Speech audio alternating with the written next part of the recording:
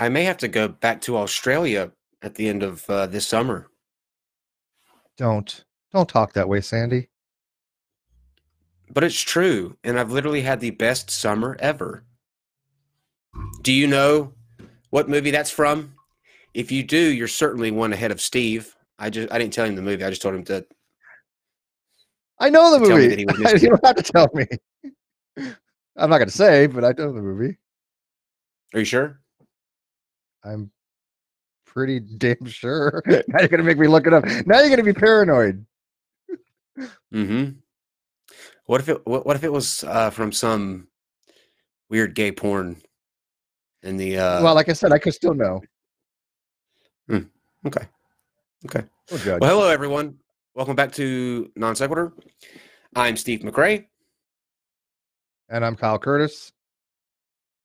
No, you're definitely No, not Kyle Curtis. God, no, I'm definitely not. Although I'm kind of dressed like him today. A little dressed up. Yeah, Yeah, you're sharp. I verified it. Yeah, it's from the movie I thought it was. Just one of my favorite movies. Of course, this would have. You're making me all nervous and stuff. That I'm having memory recollection issues. Like, don't do that to an old person. You're Channing Tatum.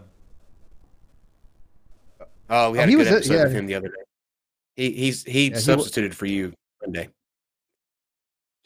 Did he? You didn't watch? No, not last night. Yeah. He sat in your seat. He was my co-host for the night. Well, But I yeah, don't. we Fair are enough. we had tonight Frank Russo.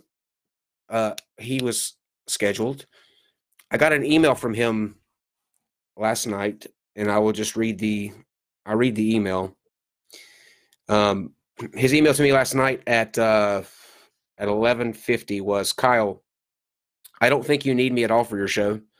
With my website, as well as my blog, plus all my MailChimp campaigns, as well as the intrigue with all of the spies, that are going around, you should be able to construct and deliver at least 10 shows without me. Go, Kyle, expose those fucking bloody bastards. Frank. So I've reached out to Frank today, telling him that it wouldn't be the same without him. We need Frank. So Frank, if you're watching, I gave you the Skype name to add on Skype that we can get you in. So if you happen to show up, we'll bring you in. And if not, we'll go on with what we have planned anyways. Steve, do you have any announcements, anything coming up with you, your channel, that sort of thing? I know you have something tonight.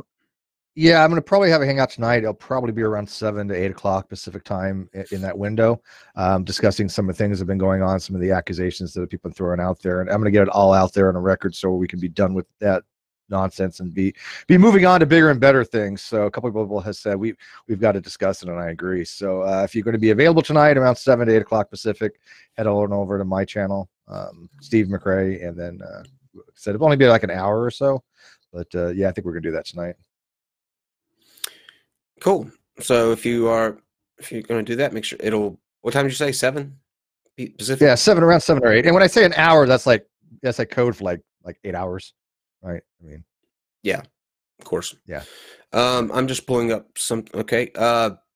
Many of you guys watched last night, or I hope you did. If you haven't seen last night's episode yet, make sure that you do, because it definitely didn't go the way that most people thought. Certainly not the way that I thought it would go. We had a conversation with Keane Gigacell, and it ended very nicely, actually. Since then, I have posted an update underneath that video, but I'll go ahead and let you guys know. Following the episode last night, he left the forum, the incels.is forum. He joined our Discord. He's been active there today. He followed me and Shannon on Twitter. We've both been talking to him today, and he's in a much better place. He's joined the Discord. He's active there talking. And we're actually going to have him for some voiceover work. Many of you heard his trailer voice last night, which was incredible. I mean, it blew all of us away. So, yeah, he's doing good. I feel good about the way that went. One more announcement. Tuesday, don't forget, The Amazing Atheist, TJ Kirk, will be with us. So make sure that you tune in for that. That's going to be a lot of fun. Tonight, we're going to do a couple things. We're going to address the situation with Mercedes Carrera, who is a former guest of this show. We're then going to watch another Brett Keane video and issue him a challenge. Following that, we're going to open it up. You guys can ask us any questions. If there's anybody that disagrees with Steve or I on anything, you'll go to the top of the list. Just tag me in the live chat. We'll bring you in before we do anything, and we'll let you sort of tell us why you disagree with us on anything. Steve is probably laughing because he knows that nobody disagrees with us. Come on. Nobody disagrees with us. They disagree with you a lot more. Yeah, you're going to be nobody, come on, you guys. No, is that true? No, please. Yeah. So yeah, tag us in the chat and we'll get to it. Okay, let's get into some really devastating news for us. We had Mercedes Carrera on the show probably about 2 months ago, I would say, and it was a fantastic episode. She was wonderful, bubbly, and just everything was right about her. She was smart. She was actually brilliant. And then today we're hit with some pretty devastating news. So let's move me and Steve to our boxes and try to get through this. Porn actress Mercedes Carrera, producer, and her producer boyfriend are accused of molesting a girl. Police say that an adult film actress and a producer who were arrested on Tuesday on suspicion of committing sexual acts with a girl may have other victims. Melinda Smith, 35, and Jason Whitney, 43, were charged Tuesday with 8 counts of sexually abusing a child under the age of 10. They also face a count of possession while armed with a handgun. Smith is also known as Mercedes Carrera, a porn star with an extensive number of credits on IMDb. Police say Whitney is a producer and director of several pornographic films. Detectives from the Rancho Cucamonga Police Department say that they were first notified of sexual acts against a girl under the age of 10 on January the 31st. The girl was sexually abused repeatedly over 4 months by Smith and Whitney, according to police. Last Friday, a search warrant was issued and served at their home, where they uncovered evidence corroborating the girl's statement, including a bedroom setup where the couple could film and record various pornographic videos or web shows, methamphetamine, and 2 loaded handguns. The couple was denied bail and remain in custody. They are scheduled to make a first appearance on Wednesday. Detective believes that there may be additional victims in this case. Anyone with information can contact the Rancho Cucamonga Police Department Bureau at 909-477-2800. And anonymous tips can be made at 1-800-78-CRIME or 27463. Steve? I was kind of inundated with messages about this earlier today, and I've read what I can on it. And it's hard to wrap my head around all this, so I'm still processing what could possibly be in the story. And I hate jumping to conclusions, right? I mean, we all like to believe innocent until we're guilty. We all give the benefit of the doubt to people that we know. And unfortunately, we don't have a great repertoire with her, but she is somebody that we know because she's been in our program. But it's hard to read these things and not go, what the fuck, right? So, and then I just noticed that there's even a video out. One of them suggesting that this is like her adopted daughter or something. That it's that they're talking about. Have you heard that? What is that? Yeah, I don't know. There's a video, and I haven't watched it yet. It says Mercedes Carrera arrested for abusing a child, her daughter? ? Rumors suggest that the child is Mercedes' own daughter. This is from Mundane Matt that put that out. Now, take Mundane Matt with a grain of salt. But yeah, we don't want to listen to anything Mundane Matt says. Yeah, take what he says with a grain of salt. But did we not ask her if she had any kids when she was on our show? I honestly don't remember. Surely that's not that. Surely that can't be true, because if that was the case, then that would be like headlined everywhere. You know what I mean? I don't know where that's a huge. I didn't know she had a kid. Maybe that's true. I don't know.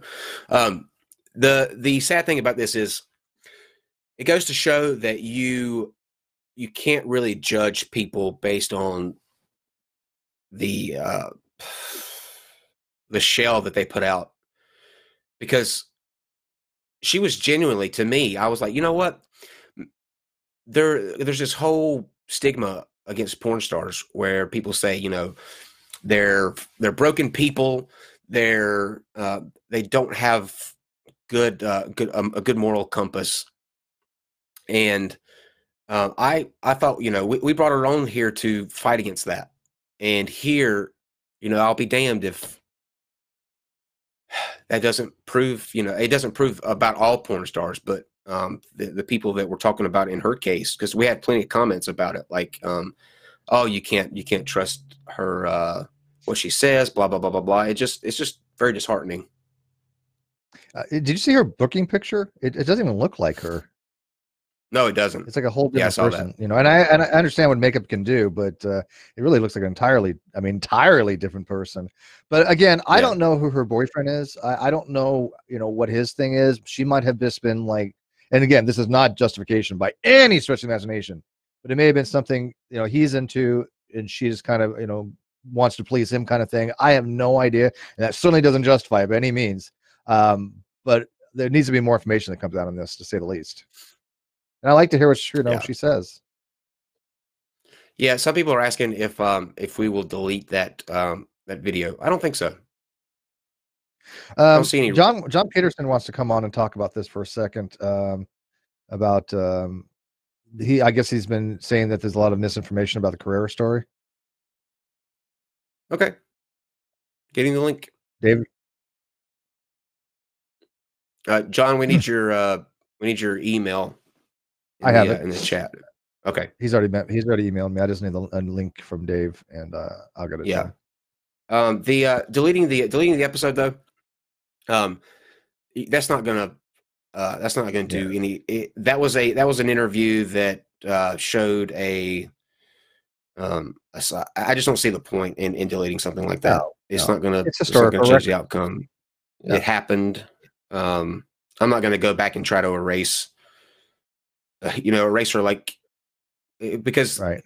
the fact that this comes out now has nothing to do, or no bearing on the relationship that we had with her at the time, because obviously we weren't privy to these, uh, you know, this, whatever you call this. It's just disheartening because I really, I really liked her. And Yeah, that's the worst part. I mean, she's so personable, so intelligent, and just sweet. She was nice to us. And so I really want to give her the benefit of the doubt, but when you have these kind of accusations, it's really, really difficult to do so. yeah. And Kaiti, you say under normal circumstances, I respect that, but I disagree with showing the positive side of a pedophile. Well, we're not showing the positive side of a pedophile because this happened before any of this came to light. It would be different if if these accusations came out and we then brought her on and, didn't talk about it, just try to paint her in a decent light. And two, here's another thing. She hasn't been convicted of this yet. This is Right. an early on Right. story. We could be completely wrong. It's too early to tell. These are the day of these charges. Now, I'm not saying that, I'm not defending her by any means, but we just don't know yet. Yeah, that's what I'm saying too. People should wait till more information comes out. These are only preliminary things. Um, just again, it's hard to even wrap your head around it.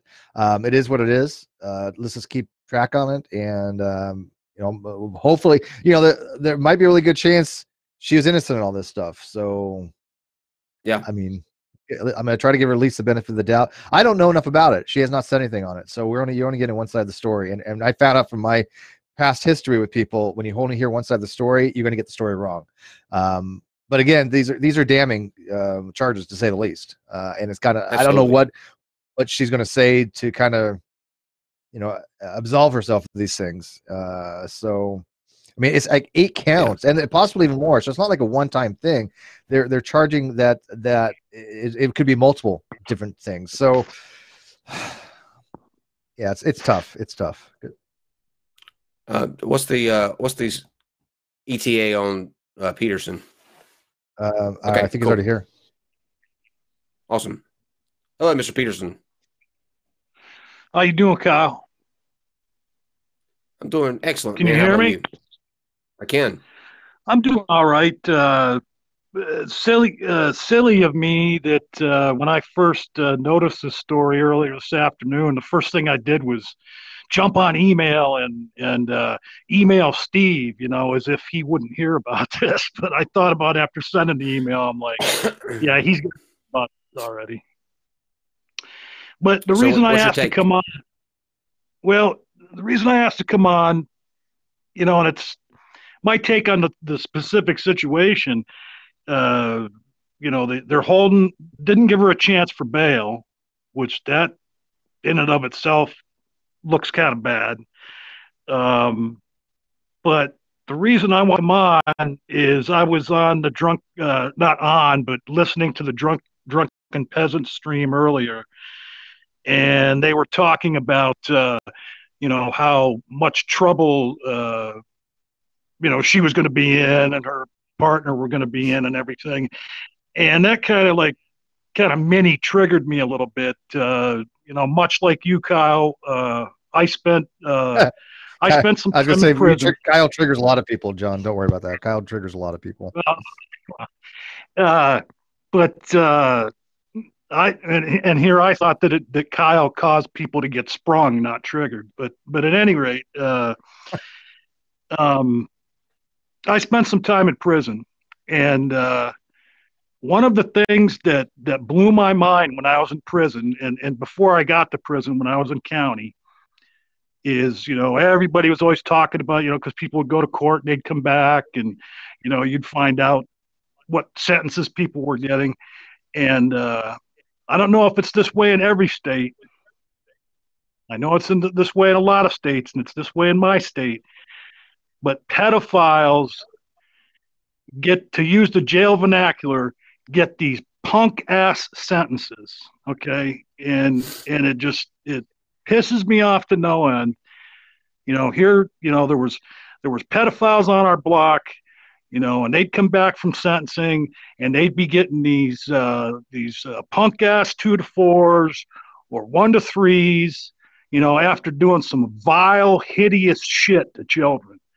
And I just don't understand why it's like that. I'm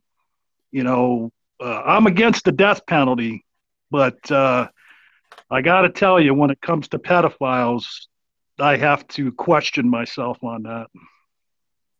Well, I know for a fact that there was one in our community at one time. He seemed to have vanished off the planet. Nobody knew what happened to him. I'm going to tell you who he is because it's been a long time and he's been in jail for quite some time now. People may not know him any longer, but he was a very big name back in the day. He actually even helped a lot of people get started, including myself. I had no idea about his proclivities. I had no idea about any of this. It was a shocker. He just vanished. But his name on YouTube was called Christopher Hitchslap. He got 10 years in prison for child pornography and a ring that he was in. So now again, that's maybe not, a long term. That's kind of a slap on the wrist, you can say, but people do get convicted for these things. He was, I believe, in Florida, if I'm not mistaken, but he's been in jail several years now. So it can happen anywhere. And people that did know about this were just blown the frick away because this guy, you would have never known. He had a huge channel. He had like 50,000 followers on his YouTube channel. Really articulate, really intelligent. It just, somebody had told me a long time after it happened, because I was like, whatever happened to this guy? He just kind of vanished. Well, found out he was in prison. Some people in the live chat might remember him. I just wonder if it doesn't not just depend on the state, but it must depend an awful lot on what judge they get. But yeah, the several that I encountered when I was in county, there wasn't one of them that got over 4 years. And a couple of them had really, it wasn't just like a one-off. I mean, they had, been doing this horrible stuff for years. So you can't, you never know, man. Well, do you have anything else that you want to add real quick? We've got, I just got a notification that Frank is going to be joining us. So we need to quickly run through the Brett Keane thing before he gets in so we can talk to him. But John, is there anything else you want to throw at us or nothing add? Nothing will get me to run faster than mentioning Brett Keane. So thanks for letting me come on for a few minutes, guys. Yeah, welcome, we don't blame man. you. Thank you for Can coming we on. run too? No. All right. We have to do this. Thanks, John. Yep. Okay. All right, so let's move to the Brett Keane video real quick. Just people should do, even in the video where I showed irritation towards behavior. But when I turned to... Hello, ladies and gentlemen, my name is Brett Keane. I hope you're all having a wonderful day. I've decided that I'm going to do a democracy type of challenge. I'm going to give check out my links, games you love, the opportunity to convince me on why it is that I should continue to stand by homosexuals, defend them, whenever the Bible says very clearly, as well as God of the Bible, that it's wrong, that it's considered sexual perversion. I would like them to be able to give me one single reason why morally... Kyle. Hi, Frank. Give us about 10 minutes. We're wrapping up with this video, and then we're going to bring you on, okay? Sure. Give him about 10 minutes, and we'll get right with you. Yeah. Okay. Objectively, subjectively, doesn't really matter. Give whatever opinion and views you have on why it is I should stand by transgenders and homosexuals exactly. Why should I support the fact that people are putting children in drag queen outfits and then putting them on video or putting them in photo shoots with naked men? Okay. Explain to me why I should defend or justify the homosexual. Let's stop right there. Okay. What? Obviously, Manatee, you did not listen to my my message to you the other night. I will reiterate it for you, just because I feel like it's worth doing that. No one is asking you to defend anyone. In fact, I defy anyone to name me someone that is going, yes, Brett Keane is someone that I want in my corner. It never would happen. Ever. Number two, you make these comments, these lies. They're not even comments, they're lies about these situations, individual situations in which, trans people are taking children, making them, derobing them and putting them in with gay people. They're not. In fact, I have something that you are very, very, very allergic to, something that you hate, something that you absolutely despise. Those are called facts and statistics. Okay? I have linked in the description a link to what I'm going to be talking about right here. And basically, here is what the crux of this Penn State University. I'm sorry, not Penn State University. This is from research psychologist Professor Gregory Herrick, the University of California, whose credentials can be found. There's a link there in that article, as well as a link to his research. According to Dr. Herrick, pedophiles are people who are attracted to children, whether they are heterosexual or homosexual men. The likelihood of one or the other committing this offense is equal. He is also careful to distinguish between male-to-male molestation as compared to male-female molestation. In a point of fact, pedophiles are less concerned about the gender rather than their attraction to children. Dr. Herrick points out that the child molesters do not really have any adult sexual orientation, which is why the gender of the victim is unimportant. So what does this mean? This means that your spewing of these facts about how, because gay people now have rights to get married, that they're more welcomed in society as far as movies, culture, that sort of thing, has opened this floodgate to pedophilia, is demonstrably false. Demonstrably. Steve, anything you want to say before I First of all, I hate even commenting on Brett. He is the bottom of the barrel of the bottom of the barrel. I mean, he's what underneath the barrel that gets encrusted. That's just like with this fungi and crap. I mean, there's nothing lower than Brett Keane. He's by the standard by which all other pieces of shit are measured by. They measure them in Brett's. And so I don't even like talking about him, but his whole shtick is always relating things to everything has to do with pedophilia. Anything has to do with homosexual. Let's put them together. Everything has to do anything that's bad in the world. Blame a specific group. He's just vile. He's just disgusting. Yeah, no, I don't even want to talk about him, to be honest with you. He's your whipping boy. I just think he's just so disgusting. He's not even worth the time. Well, Brett, you issued a challenge to me about a month ago after we kicked you off the show. So I'm going to issue one to you. If you think that you have a valid reason as to why you're linking a increase in pedophilia to homosexuality in any way, and them getting, homosexuals getting rights and being more accepted in society, then I welcome you on here to talk to me about it. And I know that me and Jeff Holiday were talking. Steve, since you absolutely despise Brett and don't have anything to do with him, maybe me and Jeff can have a conversation with. I don't mind. With Mr. Keane, and you bring your facts. Now, I'm going to guess that you're not going to do it. I'm going to guess that you're going to find some way not to some reason that you think that I'm a big meanie. And he was mean to me. No way am I coming on. But I would like to talk to you about this before you continue spewing out this, because this is personal for me.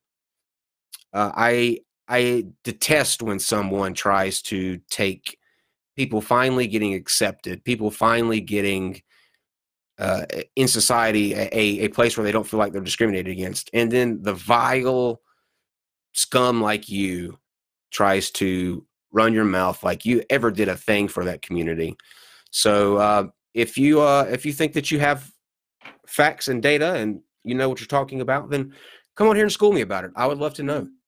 So I'll wait for your response on that. Okay. Now, Dave, do we have Frank? Is he on camera? Do we need an avatar back there, or what's the deal? Or we can just go back. You know what? We can just go back to Steve, me and Steve. Yeah. Frank. Yeah. How's it going, sir? Kyle. Can you hear me? We can. Oh, great. Everything going okay your way? Yeah, look, I managed to redo the computers. I spent a couple of nights, but they're all working well now, and everything's okay. But Skype, well, these bogus Microsoft people, whoever they were, well, they set up a whole new account, different name. I mean, I looked, it wasn't my name, Frank Russo. It actually had live colon Frank Russo _5. And, I never knew such an account. I didn't have such an account. What do you think happened? Well, look, I insulted the CIA very recently because I do surveys and things for President Trump. He likes me a fair bit. And, I did a very good survey. And I've had trouble with the CIA in the past. And, well, the survey disappeared. And a few hours later, 4 a.m., President Trump's team sent me another email wanting me to do the survey all over again. And I spent all this time working on the survey, and they made it bloody disappear. So I gave a whole lot of abuse to the CIA. And next thing, well, look, I got all these calls trying to ferret information about PayPal account, and also Microsoft. Well, they acted as if they were Microsoft.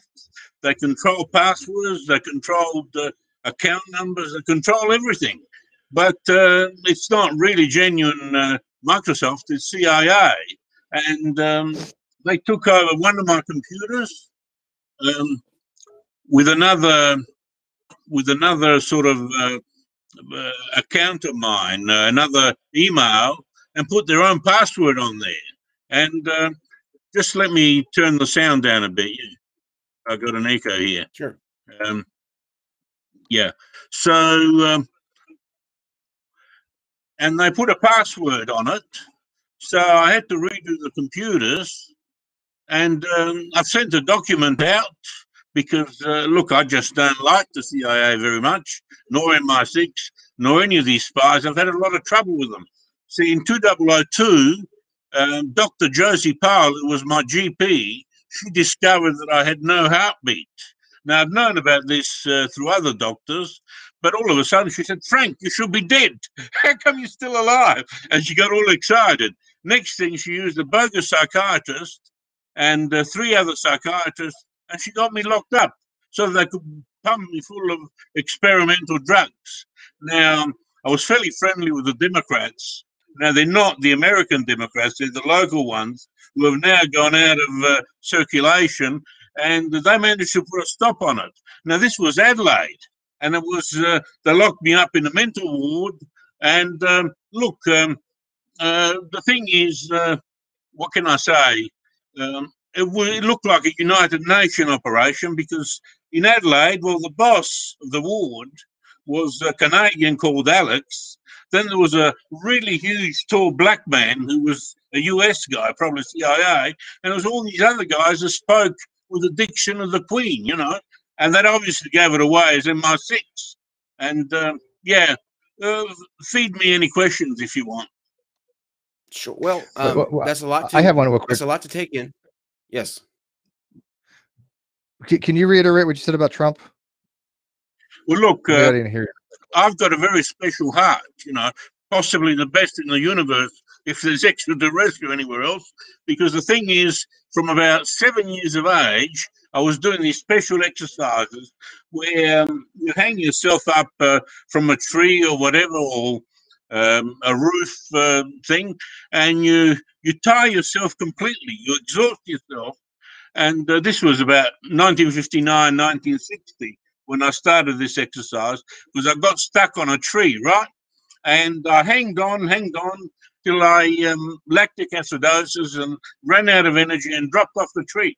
But the interesting thing is, just before dropping off the tree, I experienced sort of a psychic sexual release of endorphins, possibly testosterone. In other words, sort of an orgasm.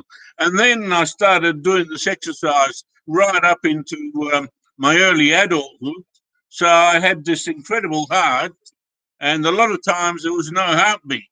For example, at 9 years of age, I smashed into a wall. The doctor thought I was dead because I had no heartbeat.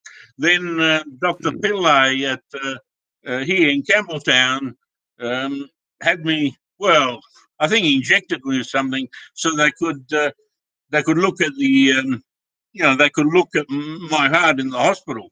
And the interesting thing is, I was only 14, and I should have gone to the children's hospital, but instead they took me to the adult hospital, Royal Adelaide Hospital, and there was 2 guards either side of the ward, and I was put on complete bed rest. I had to bloody use a bedpan for 2.5 months, and they were looking at everything coming into me and everything going out. And the top specialist, look, they viewed him as a god, you know, all the orderlies and everybody. He was called Dr. Palou, that's right. And, well, in the end, they couldn't work out very much. And he schooled me as to what to say to the doctors so that they wouldn't all try to experiment on me again. And he told me to say that I had rheumatic fever, and therefore my heart had sort of a murmur and behaved differently to everybody. And, but I also believe perhaps, I may have been poisoned in 2002 when my heart completely disappeared, the heartbeat. And because of my arterial strength, I still had a blood pressure. Well, look, supposedly Can I, the can I doctor stop had you for me on just a second? 2 high blood Frank? pressure tablets, and all of a sudden, Frank, you take a know, breath. my Hang on one second. pressure dropped without any tablets because I Sure. removed all the tablets. It went to 116 on 72 with no Frank. heart beat. Take a Frank, breath, Frank. Hang on one second. let me interrupt you for just a second. Number one, I hate that all that happened to you. We had spoken over email about maybe talking about the you had something for diabetes, I believe. You had something. You had Yeah. a narrative that you wanted to put forth about that. Do you can you give us a little bit of a rundown about what you think Sure. about diabetes, and let's see what that's about. So can I talk now, Carl? Yes, please. Yeah. Well, look, I've been working on diabetes for ages and ages, decades. I've got a whole lot of articles on my website, but I've never believed that sugar was the cause of all the damage of diabetes. Look, sugar is sort of an inactive molecule, right? It's got an OH, and the thing is just for linkaging, but it's a sweet, lovely molecule that causes no harm whatsoever. Look, you blow smoke on your skin, it damages your skin. But you put sugar on there or take sugar, it doesn't damage anything. What I came up with, and look, in 2004, just before a dozen policemen and a policewoman ambushed me to take me off to a spy hospital, well, I was working on it, and I was running sugars in my body over 30, sometimes even over 33. Now, the thing is, it's not the sugar that damages you. What it is, it's the acidosis that's generated by the body. See, the body, what it does, it harvests the hydrogens off of the glucose, the sugars, and the carbohydrates, and then harvests all the electrons off the sugars. And you end up with all these acidic H pluses in the body, H pluses, which is acid. And that damages everything in the body. Now, look, I was putting out in 2004, I was putting out 11 liters of water, well, urine basically, but it was sort of like water because it was very dilute.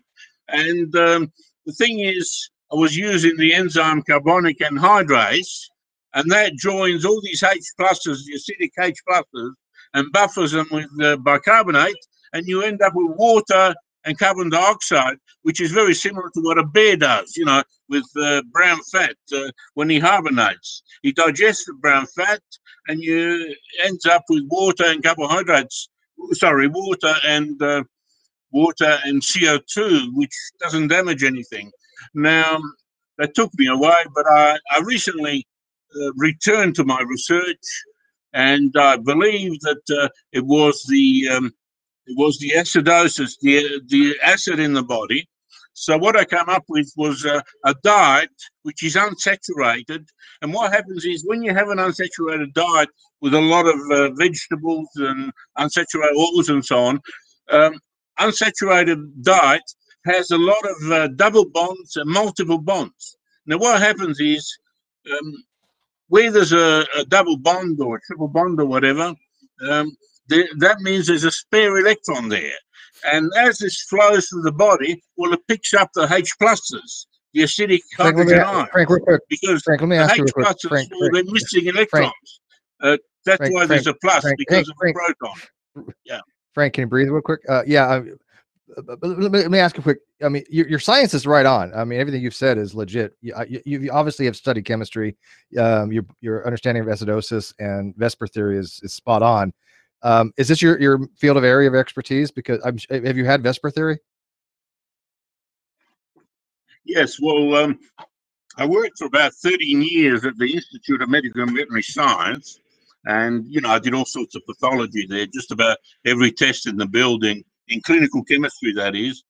And I did do.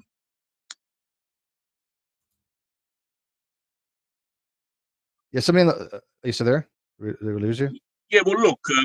Okay. Well, somebody in the live chat saying that that high blood sugar does not cause acidosis. I don't think that's what he said. If I'm correctly, if you're wrong, you're talking about bicarbonate. When you have an excess in bicarbonate in your system, then you can have an acidosis situation where you have higher acidity in your blood. Correct? Well, the thing is, it was acknowledged by some people. See, people say your high sugars are damaging you, but really the sugars are high only in the blood, nowhere else. They're high in the blood because all the tissues aren't taking up the sugar. Okay. So you're talking about like glycolysis?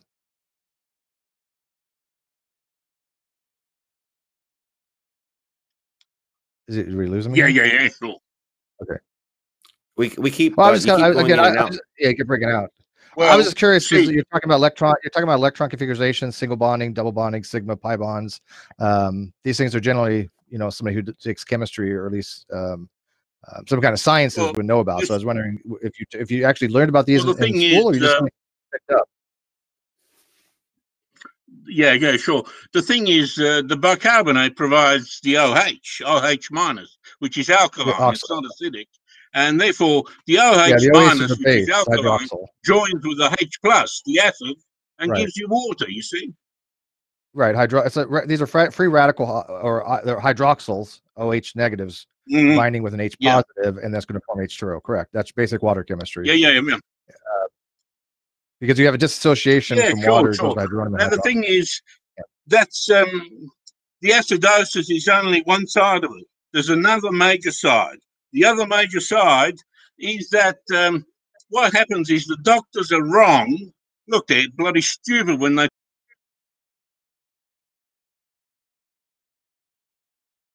Frank? Did we lose him?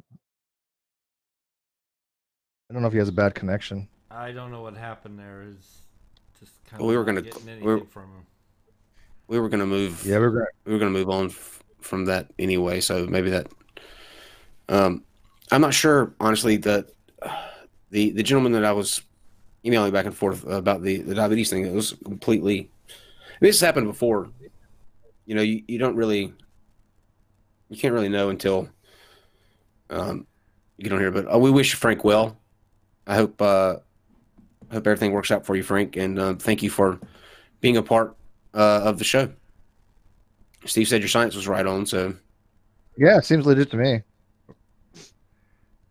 I don't know what he was getting at with it, but diabetic ketoacidosis is when your blood sugar has been, or you don't have enough insulin in your system. It's not breaking down your blood sugars. Right, and your sugar. That's also because you have a bicarbonate situation. You have high bicarbonate, and that's going to lead to a more acidic condition or a lower pH. The sugar breaks down into ketones, which is if you think about ketone, it's a relative to ketoacidosis. It's relative to acetone, and it'll mess up your blood vessels. Is what happens. It literally starts stripping your veins up and your arteries. So it's really. So who disagrees with us on? Oh, sorry, Dave. So who disagrees with us on something? Especially Steve. Line. There you go. Tag us in the live chat. Yeah. It's always an adventure on the show. Always an adventure.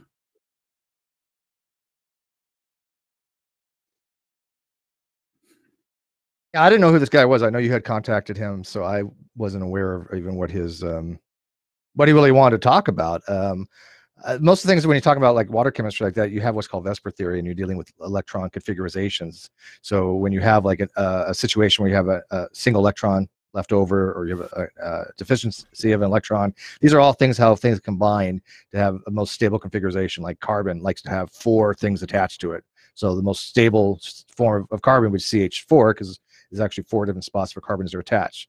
So when you have something like methane, as opposed to like CH3 or CH2, which I believe is a radical, or at least an ion state, he's talking about very complex. Well, not to most people that do chemistry complex, but he's obviously had some reading about this or some training. There's no question about that. More than I have, because again, I'm barely going a long time ago for shit that I had to learn on Vesper. But look, I was looking at Truth Seeker. Yeah, we've been asking you to come on here for weeks now, and you're very quick to make your comments. The globe is dead 2019, but you're not so quick to come in and try to defend that. So we've really stopped taking you seriously. God bless flat earthers. God bless their little heart. They're so cute when they say stupid stuff. Oh, by the way, speaking of, guess who's coming back this weekend?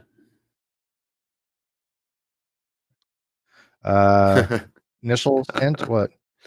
Oh NT. yeah, no, I know. Well, of course I do. Yeah. Oh, well, yeah, Kent, NT? of course. Yeah, Kent. Yeah. I'm talking about for Saturday night. Who's coming back Saturday? Really? NT is? Yeah. Nate Thompson. You talking about he's gonna Nate Thompson? Yeah. Yeah, he's gonna go 1-on-1 with Fight the Flat Earth. I think they got at each other. Oh man, I saw Gord TV radio in the live chat and was like, oh, you almost got me there. Let's see, Steve, would you agree that agnosticism is just a subset of atheism? Let me think about that. Wow. I'm gonna have to get back to him on that. Oh wait, no. Okay, Steven Steen in the live chat. Post your email. We'll get you a link to come in. They won't do it. They won't do it. I will wreck you. I will wreck you into next week. Uh-oh. This is why nobody takes me up on this stuff. I've even gone on and begged people. I'm like, look I'll even do it, one-on-one, whatever. Just come in and challenge me, and yet people won't do it. It's like they know I have the unbelievable amount of evidence and citations and papers that I've read. Come on. Please. I think they're dealing with amateur hour. Would Noah have suffocated if water rose to the level of Mount Everest? No, because Noah never existed. The NonSequitur show. How much water would that be? Think lot. About that. That's 5 miles up. That's 29,000 feet up. That's a fuck ton of water. Well, Steve, underneath the Earth's crust, there lies these underwater whales, right? And when God flooded the Earth, he not only opened the little hatch up in the firmament, he undid the gates to which these water whales were bound, and the water just flew into the earth. No, the thing now is there's something called ringwoodite, which is about it's several miles deep. I don't remember the exact thing. I guess 500 kilometers deep or something like that. 500 or 600 kilometers deep, and it's basically water in disassociated state. It's basically going to be ions or OH or hydroxyls that we were just kind of talking about. So it's not even liquid water. It's literally just these ionized parts of water. They're not even the full molecule, the constituents of water that are in between things in the rock. It's compressed. It's not even what you would call liquid water. It's not some vast ocean, and there's no way you can extricate it from the rock. And it sure the hell wouldn't just automatically seep through the ground and go 600 kilometers deep. That's not how it works. Of course, duh. Ever NonSequitur show? Any plans on ever having Matt Powell back on? No. Well, I can't say. You can't say that. Yeah, Kyle will bring back anybody at this point. Yeah, I will. We had started. We said, hey, look, we're going to have certain people that we're never going to deal with. Well, that's all been through the window, so I don't even care anymore. Bring anybody you want on. But the only question I have is, which is lower, Brett or Matt? I'm still going to go with Brett, but Matt's definitely not too much. Yeah, definitely Brett. But Brett. Matt still is. He's a pretty although piece of crap. Did you hear about how pissed off in not this video that we watched tonight, but the video before? Brett was pissed off that someone left a comment on Matt Powell's interview with him, calling Matt Powell a hot twink. He probably is. Let's see. I'm pretty convinced at this point Matt has propensities and proclivities that he's not. He's not telling people. Yeah. Here's a question that somebody may not agree with us on. Oh, they silenced him. You see this? NASA had a silent. Your mic's not working, Kyle. Dave? Or is that on mine? I don't know where. No, that's Kyle. Okay, well, I'm nervous. Kyle, time out. Can you see me? We can't hear you. Kyle? Nope. Kyle, can't hear you. Mike, not working. Just mid sentence. We need a sign language between us for these types of things. It's like, like not working. Okay. Now try. Nope. So nothing? Yes. There we go. Wait, what'd you do? I don't know. I just unplugged my microphone and plugged it back in. It's been doing that. Yeah, I think you have USB connection. We need a sign language so we can like this or something, like your mic's not working. I saw you talking and I was like, you're muted, Steve. Steve, you're muted. You're muted, Steve. Steve, unmute. That's what I was telling you that. Let me try that again. All right. I am not convinced that the description of black holes match an observed physical object. No one can show me the infinite space-time curvature or an object losing dimensions. Oh, Lord. Well, that's pretty easy to debunk.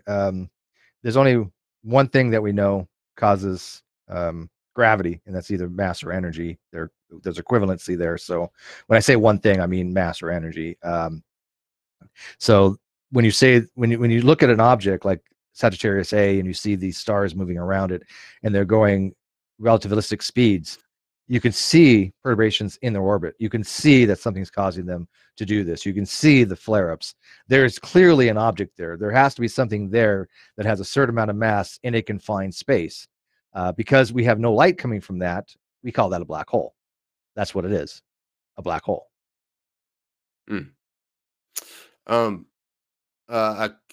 Intellectual Iconoclasm says, I want a piece of Matt, former queer aspiring pastor and his street epistemology versus Powell and his trash.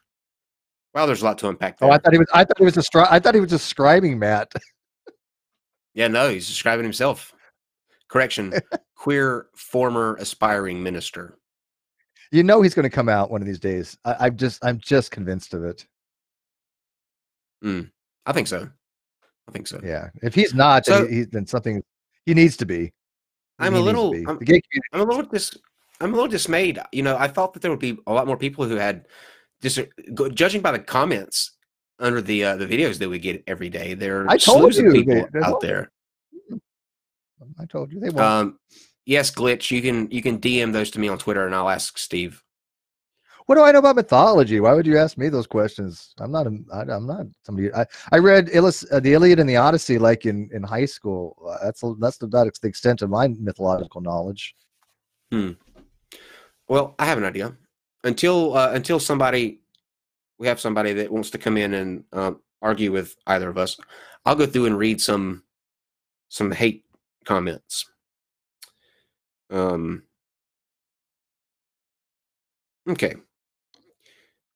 Let's see. That's good. That's good. Oh, gravity doesn't exist, by the way. Yeah. It's not a real thing. Mean? Gravity is all in your imagination. The only reason why we don't fall off the earth is sheer willpower. Force of will. That's it. Here's the first really bad one. This one's mean, Steven. I'm gonna let you respond to this. Oh, goody. I like the mean ones.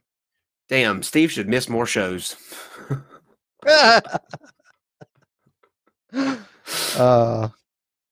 don't take it personally. No, I like when people have good shows. I just didn't happen to watch last night. That could have just been because they liked looking at Channing Tatum in this place. Yeah. Well, it could be. I mean, no. Kyle's got quite a bit of gay following. There's a lot of people that seem to have a propensity to him. And I think it's his new look because Kyle, you may not know this, but people have been, I don't know what it is, but people have been for some reason not realizing that some of the uploads or some of the things that they're looking at are very old episodes. And you have a very different look now than you did back then. And I think that your look now is better. I like this look.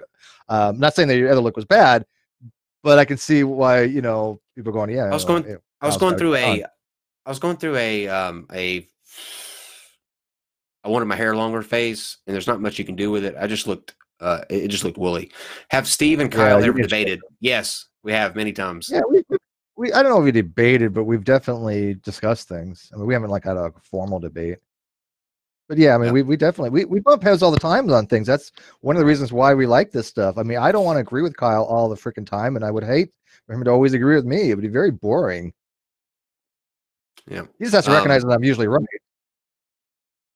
There you go. Look, somebody in the live chat says, Steve, my wife actually thinks you look better than Kyle. Well, you have a very smart wife. Keep her. Yes. Yes, keep her. Okay, so last night with KC, I said that if I had my pick for people to run in 2020, it would be Biden and Kamala Harris. Before I get to this comment, though, Josiah Hansen says, the earth is pheasant-shaped. Good night, guys. AC Castillo. Money for the hate comments. Show me your hate. All right. It's funny you mentioned that. I actually bought a pheasant the other day. I was looking. I bought 2 Cornish game hen, which I believe are a type of pheasant. And so, yeah, maybe I could use one of those to show that that's the shape of the earth. I'm going to broil it, and I'll let you guys know. Steven Steen, I guess he's trying to poke a bear tonight, but he says the Non-Sequitur show, does objective morality exist? No. Yes. There you go. See, yes. there you go. Now, I mean, you can make it exist. How about that? You can define a framework by which you have objective morality, just like you can find objective rules, just like you can define objective maths. Same thing, same principle. If you can make math objective, like 1 + 1 = 2 is an objective fact because of the axioms, you can make axioms using things like harms and benefits, like Harris does, and build an objective moral framework from that. That's easy. I don't see why people think that it doesn't work that way. I'll never understand that. If you say let's play chess, you're playing by objective standards. The rules of chess are objective. They were subjectively made by somebody. That has nothing to do with the objective morality. The objective morality just means it's independent of what people will evaluate it for as a bias or opinion. 1 + 1 = 2, no matter what anybody thinks, right? So if you have something like the game of chess, the rules of chess are set. Though. Morality is the same way, though. I mean, if your goal is to do something, because if your goal is to set it and you're grounding, it's called the grounding problem. You're grounded in harms and benefits. Then something like it is always wrong to commit cruelty, wanton cruelty, just to be cruel. It would be a true statement always. It would be never morally permissible to do wanton cruelty. Wanton cruelty. How can that always be a true statement, though, when you have people that don't necessarily believe that? You just tell me they're wrong. You have somebody believe 1 + 1. 1 + 1 + 1 does not = 3, but you can have. I'm not talking about math, though. I'm talking about morality. How are they wrong? What's the difference? This is what objective means. Because one is a mathematical thing that can be. What's the difference?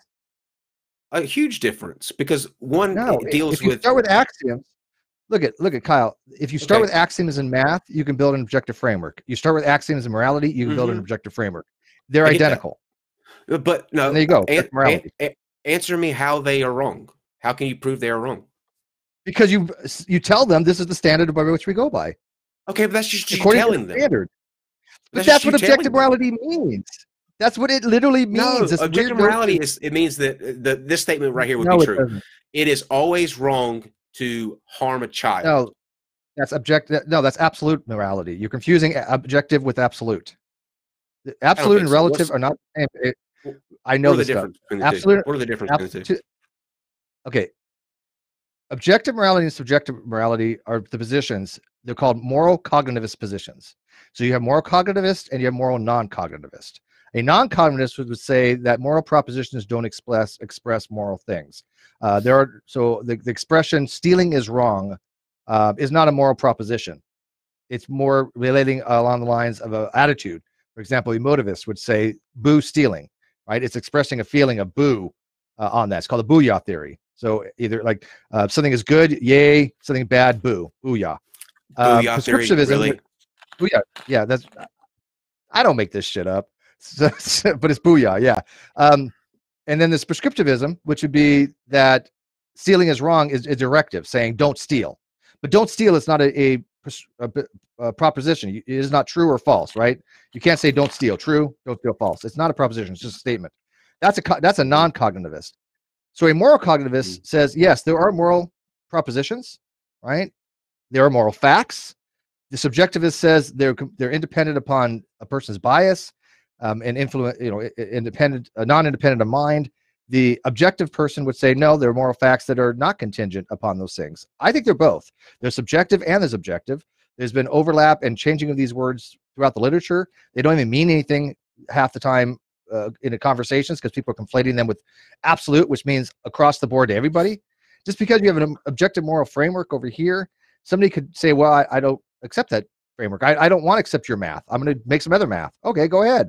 It's still an objective framework inside that mathematical construct. And so when you say that objective morals don't exist, you're literally saying you can't have math. It's called subjective reductionism. So this is why I find it really odd when people say, well, yeah, now I tend to moral error theory, which just basically says moral propositions exist, but they're all false due to an instantiation issue. But that's a whole different ballgame. But yeah, this notion that this objective morality doesn't exist, if you make an objective moral framework, to me is bizarre. I think it's a lack of understanding of what it actually entails to be objective. That's why Sam Harris wrote a book on this. I mean, The Moral Landscape. He makes a very good argument for that. He's an atheist. Question. By the way, Reese C says, Steve, can you explain high impact hypothesis and how was our moon formed? High impact hypothesis, is that that's when a large object struck the Earth. I forget the name of the object. And it caused an ejecta that formed the moon about 4 billion years ago. And the moon is recessing from us due to conservation of angular momentum because of the lag time on the tidal forces. Oh, and by the way, I should get this out there. If you can give me a minute or two, Kyle. When you left the other day, the gentleman we had on, the flat Earth person, well, that wasn't a flat earther. He claimed to have a master's degree in science. Okay, and we were talking for a while. He was right and wrong, but he didn't seem to know the topic very well. And and what his argument was actually this: that when you have the moon pulling on the Earth, it's going to cause a little bit of elongation of the Earth. The Earth is going to be gravitationally pulled toward the moon along with the water. So the bulging we're seeing is not like lifting off the water so much as the Earth compressing, causing a bulge, and the water bulging on that. And that's fine, right? I mean, gravity works ubiquitously on both the water and the Earth. So I don't have a problem with that argument. But when we were asking him some pretty basic questions, he didn't seem to have knowledge of it, and he claimed to have a master's degree in all this, and he was just kind of poeing. It was kind of bizarre, and he didn't understand calculus either. So I don't know. I don't know what to make. He thought tides and waves were the same thing. Yeah. Well, again, he may have just been poeing on air, right? Because when you guys went off air, he's like, "Of course, I knew what Bernoulli's equation is," and I'm like, "Well, I still don't think that you do." So I don't know what his actual education was. It was really hard to tell, but I think he wasted Flat Earth's Fight the Flat Earth's time either way, and it's a little disconcerting. So if you're Poe, don't do that shit either way. 1 second. We don't want to talk to people that fake what they believe. Daryl Frost says, I would love to come on the show one day and school you guys about how gravity in the universe works in overall terms. Well, today is your lucky day, sir. Please leave your email address. Does not curve space. Please leave your email address in the live chat here, and we'll let you do that. Now, so he says gravity does not curve space. Space-time and our universe is not even 4-dimensional. I guarantee you, he won't leave his email address to come on here. Guaranteed. Or there'll be some. I mean, there's two ways to look at space-time. One's called the Minkowski approach. The other called the Neo-Lorentzian. The Minkowski approach is that space-time is interwoven, or it's actually that space-time manifold is what it's called. The Neo-Lorentzian is you have 3 dimensions that are dimensionally in space and 1 in time. So it's 3D plus 1D. Most of the time, people don't usually use the Neo-Lorentzian model because it doesn't really hold up. It's so much easier to think of space-time as an actual manifold. But we do in our daily lives use Neo-Lorentzian. For example, Kyle, if I said, hey, meet me at this location, I have to give you a latitude, longitude, and altitude, a 3-dimensional thing. But if I don't tell you what time, right, it doesn't do any good. So it's 3 dimensions plus 1 temporal thing. But in Minkowski, it's all 1. It's basically, this is your space-time coordinate. And that's how it's generally thought. So I don't see him saying anything else.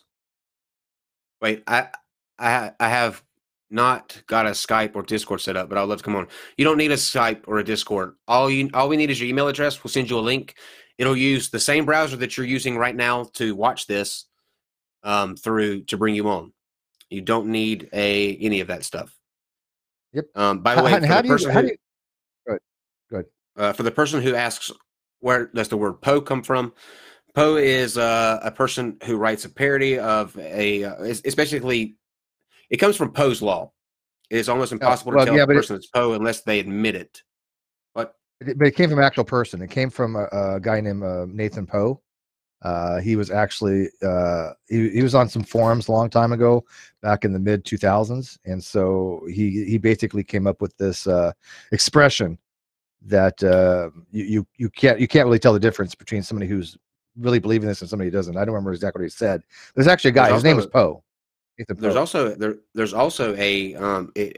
disambiguation that comes from Poe's law. It's actually saying the same thing. It says it's impossible to tell if a person is a Poe, usually unless they admit it. They feign that they are a part or believe in a certain aspect, and unless they admit that they are a Poe, in fact, it's hard to tell, which is true. It really is. I've seen some shit where I go, I don't know whether this is satire or legit news. Actually, it's every time Trump speaks, but I really half the time have no idea what's going on. I'm like, is this legit? Is this? I have to check into stuff so often and go, this can't be true, and find out that it actually is, or is that really true? And then I find out what it isn't. So yeah, you can't tell. Daryl Frost, we are waiting for your email address, sir. I noticed that you haven't said anything since I told you that we didn't need a Skype. Please put your email address and then we'll get you in here. But until then, I have something else I would like for us to watch. Dave, I'm going to send you this. Let's see. Here we go. This is really gonna make you think, Steve. Because when listening to this, I literally could not believe the level of stupid that I was watching. Where's Daryl Frost? Daryl, where are you? Isn't that just like somebody though, Steve, to say they're going to school us on something, and then you give them the opportunity and they never. It's weird how you go from objective morality to curvature of space. It's like, we're all over the place in the show. Somebody had asked me a question, if I can answer it real quick, before you do your thing. Steve, does nuclear fusion break the conservation of mass? Doesn't it get converted to energy?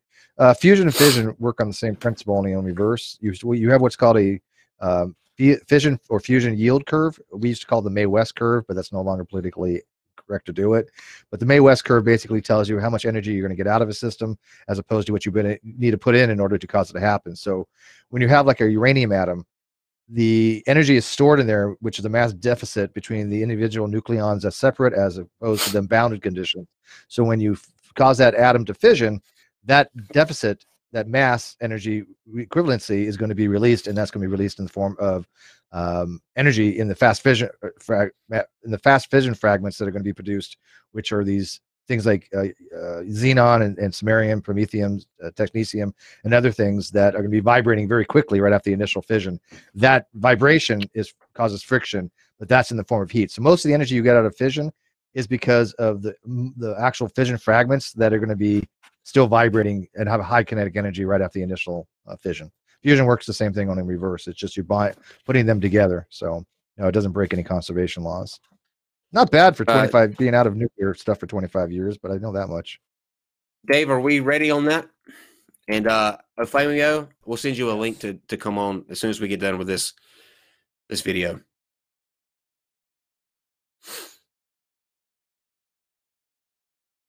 This is really gonna okay.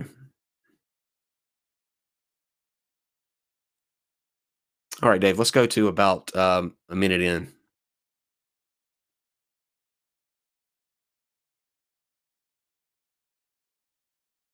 I don't hear anything. Oh, Brett sounds so much better when he's quiet. So, yeah, let's keep it that way. What exactly do you do? Do you donate all these dead bodies to science so science can have something back it up to just a little chop bit. On and cut up? Dave, will they about 30 seconds stick poison? She can't take care of the baby. She doesn't want the baby and gives off various reasons according to the bill why she doesn't want the 15 seconds baby. before this. They will kill it. Perfect. I'm not exactly Clinton were to become president that the Democrats would actually endorse killing a baby all the way up to 9 months old. And it goes beyond that. Apparently, if the baby comes out of the womb and the woman says that she can't take care of the baby, she doesn't want the baby, and gives off various reasons according to the bill why she doesn't want the baby, they will kill it. I'm not exactly sure how. Will they choke it to death? Will they suffocate it? Will they stick poison in it? How are they going to do it? And then after all these babies are dead, what are they going to do with these dead babies? What are they going to do with them? Are they going to take them down into the basement and throw them into Freddy Krueger's boiler room furnace? I mean, what exactly do you do? Do you donate all these dead bodies to science so science can have something to chop on and cut up? I'm not exactly sure. The biggest argument that a lot of Democrats used is, well, the baby's not going to be able to feel the pain whenever they were originally doing abortions. Well, baby sure as hell going to feel pain if it's 9 months old or it's just come out of the womb for sure. It's definitely going to feel whatever fucked up shit you decide to do to it. Does he just pull this right out of his ass? I mean, is it like he reaches in deep and just digs? Well, I mean, for fuck's sake. I was just going to bring up that I've been looking at some of the posts in Great Debate Community, actually, out on the G+ that's going away. There seems to be this major confusion about 24 weeks versus 40 weeks and late-term abortions, etc., because they are passing laws that reduce the number of doctors in New York that it takes to perform a late-term abortion in cases where there is going to be a malformed fetus or a stillborn fetus, or there's some other, reason that it would harm the mother to keep the baby alive.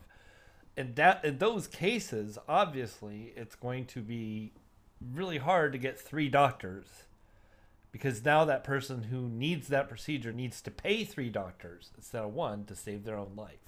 So yeah, that doesn't make any sense to me. They're streamlining that process. So all of a sudden, now this has turned into we're greenlighting all late-term abortions for the purposes of birth control, which is patently he has to know he's what full happened. of shit, Dave. Yeah, I mean, clearly he has to know this. He's always been known for deliberately misleading people, and so this is not some misunderstanding he has. He actually actively goes out of his way to take stories and just completely butcher them. Now, my position has been pretty much the same for a while. I mean, I used to be completely pro-choice. I mean, I am against late-term abortions, unless it's in specifically for the health of the mother. And then, yes, the mother has to take priority if that's the wishes of her or her spouse or whoever's in charge, right? I mean, that's up to them. Sometimes you have to make a life-to-death situation, which you have to say the life of the mother or the child. That's their decision. But I see no reason for late-term abortions. If a person should know by then, after like 8 months, whether they're going to want the child or not. But the first, what is it, 24 weeks or something? Sure, you have at it. Leave that option open, because you're never going to have a meeting of the minds with the pro-life, pro-choice group. It's never going to happen. They all want all or nothing, and I've said for the longest time is until they've changed that mentality, neither one gets anything. They need to come to a compromise, and I think that second semester is a legit compromise. But no one is taking a baby once it's been delivered, and asking the mother, "That's obscene. You sure you want this? If not, then we'll suffocate it with this pillow right here. No issue. I tell you what, no trouble." I tell you what, if they set it up for like additional 18 years, I might not have an issue with it. I have a guest. We have a guest, by the way. Flamio. It's like, oh, honey, you almost made it to your 18th birthday. You're 17 and a half, but you know what? You keep talking back to me. You're done. Smother you with a pillow. Yeah, we'll just keep bumping it up, and then maybe we'll get to the point where children can abort their parents. They're just inconvenient. Might as well, right? Let's kill them. Sure. Flamio. Can you hear me? Wow. Yeah. Yeah, I got a little static there. Are you by a fire? Oh wait, there you go. It's cleared up. Nope, that's gone. Okay, try now. How's this? Okay, Good. What you can got hear me, for us? guys? What's up? Pretty much with the black hole thing, I agree that the observations exist. Gravity absolutely exists. Earth is a ball in space, yes. The only thing is just the conclusions. The conclusions, I need to see a little bit more evidence before I can agree with some of the conclusions they make, because Well, evidence of what though? I mean, okay, let's kind of run through this. What causes a perturbation in space? What will cause a change of movement of something? What will cause a force upon something to cause a change of vector? What do we know about energy gravity? would have to be applied to an object. Okay, energy. You need some kind of force, or in gravity would be a non-inertial force in relativistic space, but you need something acting upon it, right? You agree with that? Of course. Yes. Okay. So what do we know that can act upon something that has mass or energy? I mean, like in theory, you can actually have a black hole comprised of light. Believe it or not, I know that sounds in theory, but get enough light in an area to form a black hole. Yeah, but it hasn't been done yet. Well, in theory, they haven't made one. They haven't made a current blitz or whatever it's called. A current blitz. Is that what it's pronounced? Yeah. I don't know how to pronounce it. Yeah, those are rare. Yeah, it would need a lot of light to do that. And the sun, I don't think it has enough light. So I don't know how much. Someone's done the math on it, but they haven't made one yet. And I'm not. Maybe they can't. It's possible to make one. I'm not convinced yet. So. Okay. Plus well, they say but again, that they can lose. But again, what else object could be there? I mean, you admit something has to be there, right? Something has to be influencing. Something has to be okay. Something. So let's go like this. So something has to be there. Okay. It's dark. There's no light coming from it, right? No, there's light coming from it. That's how we find them. Not. We see the light coming from them. No, there's no light coming from a black hole. Light can't escape from a black hole. Light. We don't actually see the black hole, but telescopes look for light. The pictures of black hole that aren't all the artists' interpretations are all very bright spots. Yeah, we've never actually visually seen the event horizon of a black hole. They've imaged one. We haven't seen the event horizon. We saw the black holes that are the real pictures, not the artist drawings. We've never visually seen a black hole. No, I think you're kind of confused here. We've actually taken. I have a screen. I have an image. Listen. We've actually taken the image of an event horizon of a black hole. However, it has not fully processed yet. It's supposed to have been done sometime last year, but it didn't. So much data they're going through, and it has to look like a certain model that we're expecting to know that it is the correct imagery that we're getting out of it, because of the way that the event horizon goes around and warped. What we would see. Remember the movie Interstellar? That's something what we would expect to see for a non-rotating black hole. So we know what models look like. However, we never see the light coming from a black hole. What we see is X-rays that are produced from outside of the event horizon, from very hot gas that's swirling around it. They'll eject these jets, these X-rays. So we need to wait for that to process. Then we need to wait for those images to process, so we can see that infinite space-time curvature we're expecting. No, we already know that. We're not we know that works. Gravity works. Gravity warps space-time. Gravity warps space-time. Yes. I agree. Gravity warps space-time, but can gravity turn a three-dimensional object into a one-dimensional object or zero-dimensional object? Well, that's just mathematics. You're just dealing with mathematics at that point. When you look at the math, you're looking at a zero-dimensional object, because that's just how it goes to this infinitesimal singularity. And concepts of infinity are very, very difficult to wrap your head around. But that's more of a mathematical thing. I don't even know if there actually is a real singularity. A lot of astrophysicists have been questioning, is there actually such a thing? Back in my day, when I was reading Paul Davies back in the 80s, he was suggesting that because of there's three things you have a black hole. You have angular momentum, you have mass, and you have God damn it, angular momentum, mass, and spin. Well, that's your angular momentum. Yeah. Charge. No. So you have charge. Charge. So that's no hair theorem. So you have charge, angular momentum, and mass. When you have a spinning black hole, that has these conditions, I believe it's called a Kerr-Newman black hole, as opposed to a Yeah. Schwarzschild black hole, which is non-rotational. The singularity can actually form a toroidal shape and it become a toroid rather than a single point. And he was suggesting there might be ways of going through that into another universe, right, through exiting through a white hole.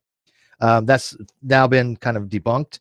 Mathematically, it'll still be of a toroidal from what I understand, but anything going through it will collapse it down.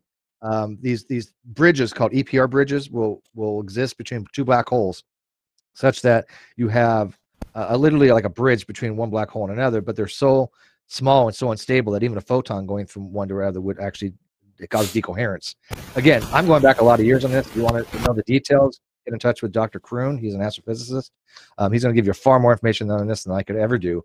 But I can definitely tell you that black holes do exist. What they are, sure, we may be way off on it, but the math works. You have to have a certain amount of mass in a certain amount of confined space, and that math works perfectly. If we said this is what we need, we know the mass of the star. Except for the singularities in it. Those are holes in the model. So that the part where the singularities in the math, that doesn't work by definition. Well, I mean, are you familiar with the math? You know, I read over it. I only done like one practice problem. It's kind of difficult because you have to do the math over like an array things. It's really difficult. I read papers on the math. Yeah, even I don't know that level of math. I just know what it looks like. I'm familiar with a little bit of math, but even that math is very, very complicated stuff. I'm not going to say Steve, that. I can help you out. What you got? Well, I mean, it deals with it's called limits. Do you know what a limit is? Yeah, limit is pretty much a place in the function where you can't mine. hit. Yeah, Kyle doesn't have the function where you can't hit the point. You can't hit the point at the limit. Yeah, so it's approaching something. We go as close as possible you can get, but never reaches there. Right, but we still, when you take a limit of something, you do actually take like, for example, if you take the summation of 1/2 plus 1/4 plus 1/8 plus 1/16 or 1 to the 2 to the n, that summation is going to equal to 1. So even though if you take the limit, you do eventually quote get there. It's just that you're doing it as an infinite series, and that resolves Zeno's paradox. Because the story with the archer, if you take a bow and arrow and you shoot something at a specific amount of time t, you're going to be that, like let's say 100 feet from the target. In a certain amount of time, you're going to be 50 feet, then 25 feet, then 12.5 feet, et cetera, et cetera. So if you keep on figuring that way, then you're never going to actually reach the target, because you're always going to be doing halves and you're never going to actually get there. That was called Zeno's paradox. That's been resolved by calculus. Yeah, it's been resolved by calculus because that will factor in the time. It also gets cut in half the same way. So no travel means no time. So what's it? I'm not quite sure about what you mean by that, but yeah, what it is, this is called infinite. It's called an infinite summation. That's all. You're just doing an infinite summation. Yeah, you're doing infinite summation, and it just works just fine. You don't have to worry about. I'll tell you this. I'll tell you this real quick. If anybody wants to challenge me on 0.99 repeat equals 1, I'm game. But I don't want to. I'm not going to challenge you. It's the same thing. It's literally the same exact thing. General Frost. Yeah, it is. But I'm just throwing that out there. Yeah, you take the decimal expansion of the third. You add it together. Yeah. It's the same thing. Here's another question while we wait for Daryl. Aqua Groundhog says, this thing called... Oh, you lost your mic again. Wait, Mike, no. Wait. Look, Kyle, look at me. Focus, Kyle. Not... I like the sign language there. Oh yeah. I forgot you're in different places. That software is cool. I forgot you have green screens in your different places.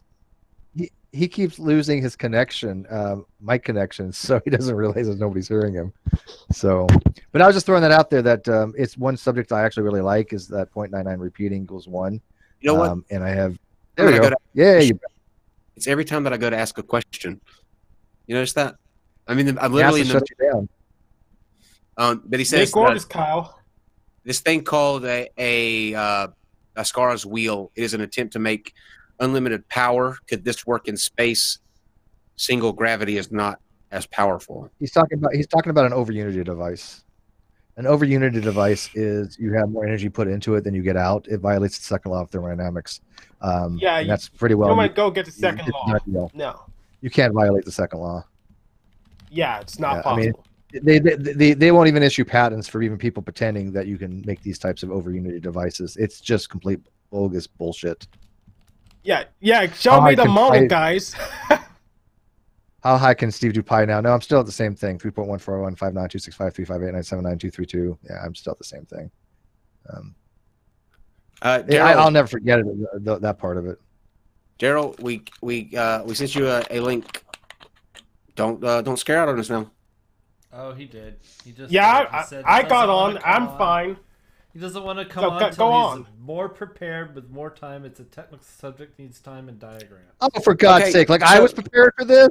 Wait a minute! I didn't expect to be talking about. How are you gonna be somebody that's gonna say we're completely wrong on the way that we feel about gravity, and then when told to come on here, we're not prepared either. But when told to come on here, you say, "Oh, I can't be. I have to be prepared for that." So obviously, you're not confident in your stance. Otherwise, yeah, I could maybe make mistakes. Here's the thing, though. We know a lot of smart people. We have a lot of astrophysicists that we do know. John Kroon is a friend. We're going to be doing some more stuff on my channel. Dr. Hugh Ross is an astrophysicist. Sarah Silvestro is an astrophysicist. We know a lot. People are out there know these subjects, and they may say, hey, you know what?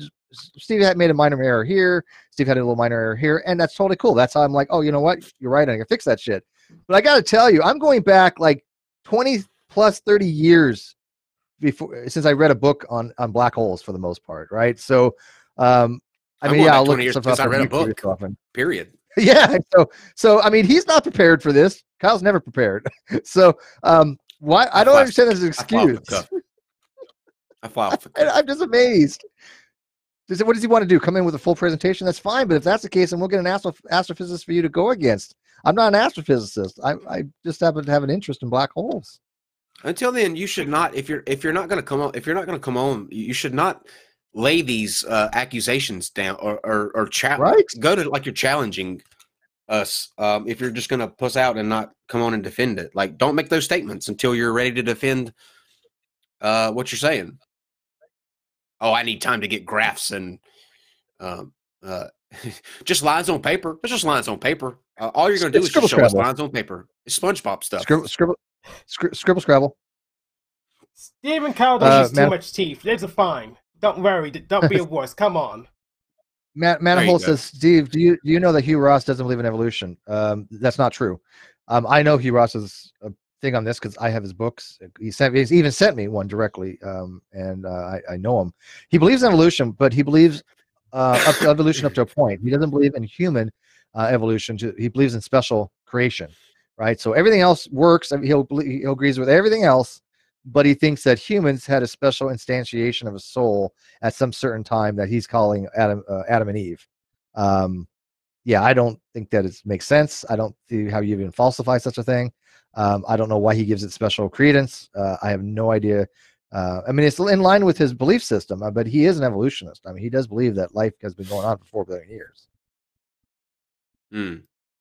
I'm not sure. Well, Josiah Hansen says, how many decimal places of pi does Steve know offhand? I believe 32, right? No, I don't know. I'm probably back down to 14 now. 3.141592653588979. 8644. Yeah, I would have to look at the rest. But that's still pretty good. I mean, I'm doing off the top of my head. And by the way, here's a question. See if you can get this answer. Ready? You're going to love this. And Brian Stevens, shush. What's the last digit of pi? Go. While we wait, RJ says, I'm not sure I agree with Kyle and Shannon on antidepressants. I'd be willing to do a short discussion. Yeah, if you want to come on, leave your email address. We can talk about that. Okay, yeah, I can hop off if you're ready for them. Oh, good. This is kind of like asking a person to basically be in a round room and go find the corner. So we'll see what people come up with. 626 you missed. What's that mean? I have no idea. That reminds me of something too. When Brett Keane talks about the link between homosexuals and pedophiles. Do you know where there is a link between something and pedophiles? Keane? Christianity. Yeah, Catholicism. Church. The Catholic Church. Yeah. Yeah. So there's another. There's another. Josiah Hansen says, "Darn." Sorry. Yeah. By the way, yeah. If you're not sure, you can always round pie to 3. Indiana tried that once. It was called the Indiana Pie Bill. Seriously, I don't know if you ever heard about this, Kyle, but Indiana, a long time ago, introduced a bill called the Indiana Pie Bill to basically just make pie 3. It was either 3 or 3.14. I think it was 3. And it went through the House. I'm actually okay and with then in the Senate, there was a mathematician that was sitting in the audience fortuitously, and he said, "Wait, stop. No, you can't do this. This is, what are you thinking?" And so they put the kibosh on that. But yeah, Why can't we? That's curious. Because it's a fundamental That's not what constant of pi the is. universe. That's not what pi is. Pi is a ratio. You can't change it. It's a ratio of circumference to diameter. It's a fixed thing. It's part of the universe. It's objectively true. Oh, let's just An make it objective simpler. fact. It's too many numbers. Scribble scrabble. Mm-hmm. Okay, I've got his email. I'll send you Oh, the this link. is good. The Iron. We'll send you The a link Iron here in Horse just a 72 second. says the last digit in pi is 8. There you go. I ate the pie. Very good. That's good, actually. That is good. That is good. What do I need, vegan atheist Coral? Seems many gay men were abused sexually when younger. Thoughts? Maybe. I don't know if there's a statistical thing on that. I mean, I think if you actually probably looked at it, there's probably a same amount across the board. Yeah, probably. But I mean, even if that's true, what's your point? Yeah, I don't see how it really changes anything. I mean, I think there's a combination between nature and nurture in a lot of these things, and I think there's a lot of factors that influence it. I mean, hormonal factors, genetic factors, personal choice. There's no one solution to everything. There's no one size fits all. And I think that trying to do a reductionist approach where you say, oh, you know what, everything goes down to they must have been either A, molested as a child, or B, it's a gay gene. Yeah, that's just a really ridiculous approach to these things. These are complicated social things. And I didn't choose to be straight. I don't think it's a genetic gene that says, hey, Steve, you like women. I could have just had some propensity and been the other way. Maybe if my upbringing had been different. I have no idea. Probably not. I like boobs, but even gay men like Jim boobs. Digris says, any advice for someone dealing with depression as well, having just found their parents' cancer has spread? Because I could do with some. I had my grandfather got cancer out of nowhere, and it was a really big shock to me and my family. And there was an initial. It's weird because it was an initial sort of knee-jerk reaction to try to it's weird because I loved my grandfather, but it was like I couldn't see him like that. It was like it's such a strange emotion. I quickly got over that. Oh,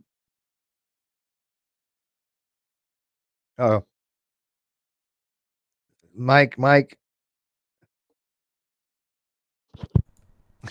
I can read his lips. I can read his lips. By the way, the email didn't work. Why is it doing that? I don't know, but I can read your lips. You're like, oh shit. The email didn't work. We got most of that though. We did get most of it. The email didn't work though.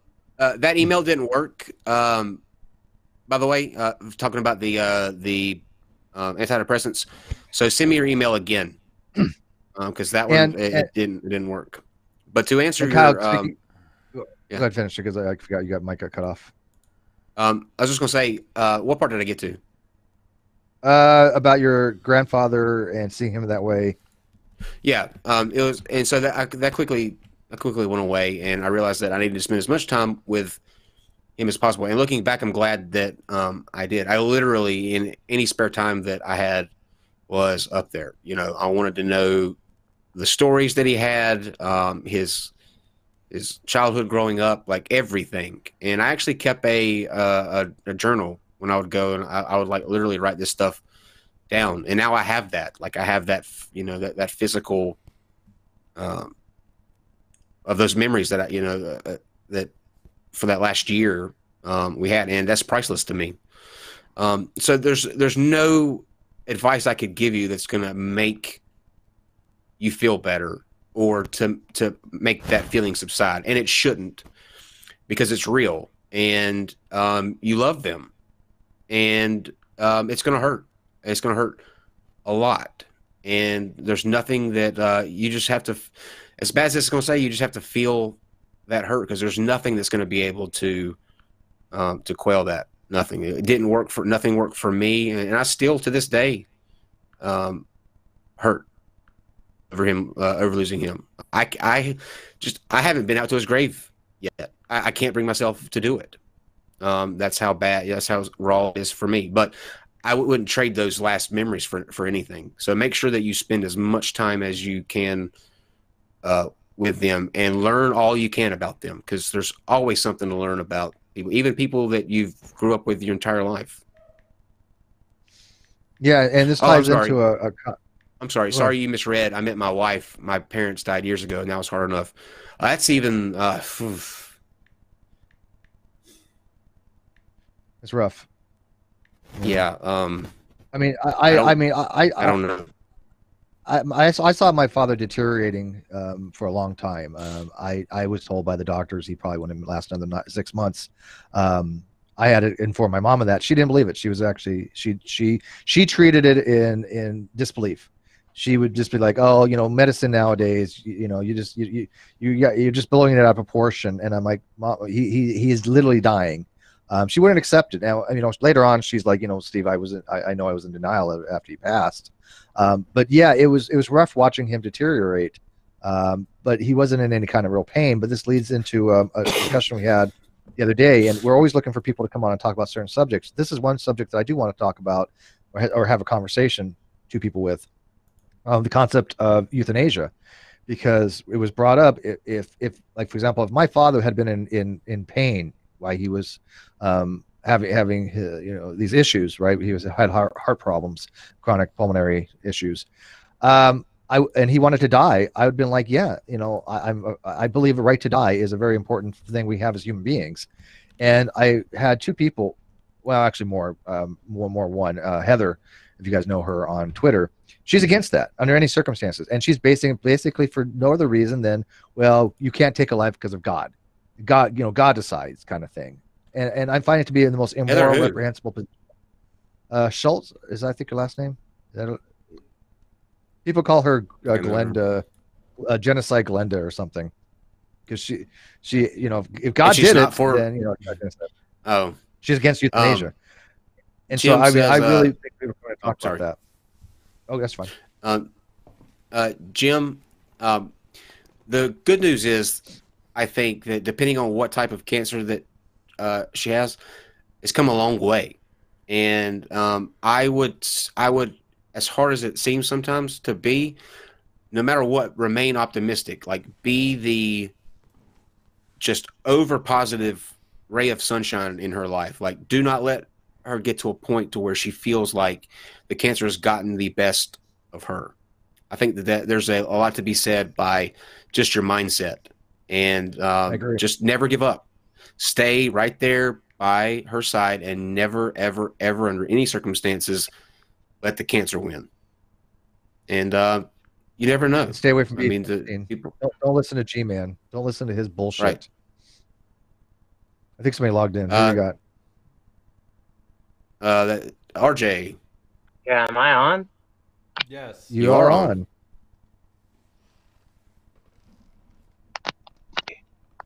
Can you hear us? Let me try it again. RJ. I don't know why some people have mic issues. It's like every time. Okay. He sounded fine. Can you hear us? Yeah, but can you hear us though? Yeah. RJ? It's a little buggy, but yeah, I can hear you. Okay. Okay. So what's up, RJ? I'm just holding my phone. So I guess Cool. last night there was the episode with Gigacell, and Antidepressants got up, and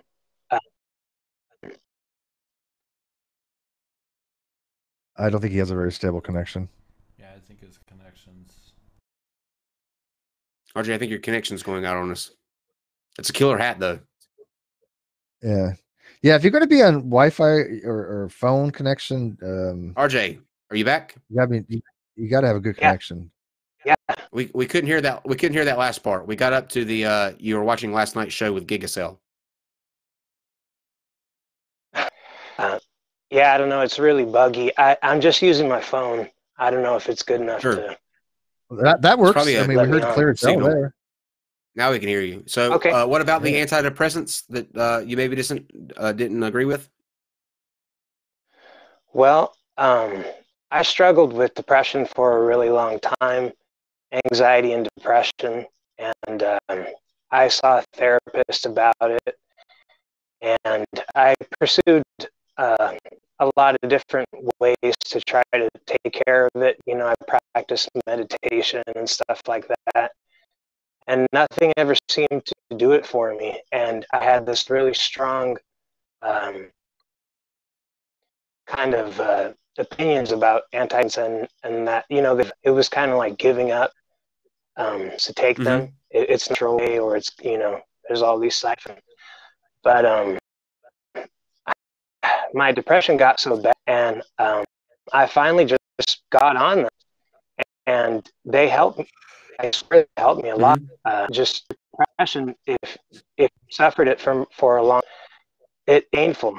You know, it's like this feeling in your body, this kind of heaviness. And I feel like the antidepressants have just kind of, they've helped me with that a lot. You know, I don't know exactly how they work, but yeah. Well, you know, the only thing that I can sleep better. You know, the only thing that Shannon and I were saying, we weren't saying that you shouldn't take antidepressants. We were saying that we feel that in today's society, they are overprescribed as sort of a Band-Aid sometimes. Like hell they are, yeah. And absolutely they are. I fully support if your doctor tells you to take antidepressants, you should do that. We are not medical professionals. I can only go by, you know, what we see. I'm only looking at what we see in society today. And I think as a whole, they're overprescribed when some of these people can benefit from other forms of therapy aside from the medication. But there are people that absolutely do need to take antidepressants. It wasn't a knock against them in any means. I just think that they're overprescribed in some cases. Yeah, and there's not the thing with antidepressants. There's no one size fits all. I mean, there's two main groups: tricyclics and selective serotonin reuptake inhibitors, if I remember correctly. And so, what may work for one person may not work for another. And there is a lot of trial and error there. And going through the different, you know, whether you're going to take Paxil or lorazepam or something like that, they have to. Each one is individual, right? And I think a lot of people that prescribe these things, they just have this regimen for everybody. They don't tailor it to the individual, and I think that's detrimental. I'm glad that worked for you, 100%. I mean, if it worked for you, then that's fantastic. Yeah. Yeah. Well, my brother was depressed. That Go ahead. I'm sorry. We're kind of staggered or something. There's a little bit of a lag. Connection. What were you going to say there? Okay. I was going to say the other night, or maybe it was a while ago, you were talking about how you were laying in bed with your fiance and you were looking up at the ceiling, and you know, you'd been with her for a long time and you felt like you were doing everything by the book with the Bible, and you had this, that why don't this away, you know, everything right. But of course you were gay, you know, there was nothing that was going to take that away. And I know that my case is kind of, it's not the general case, because I have this really bad disease, you know, that I deal with.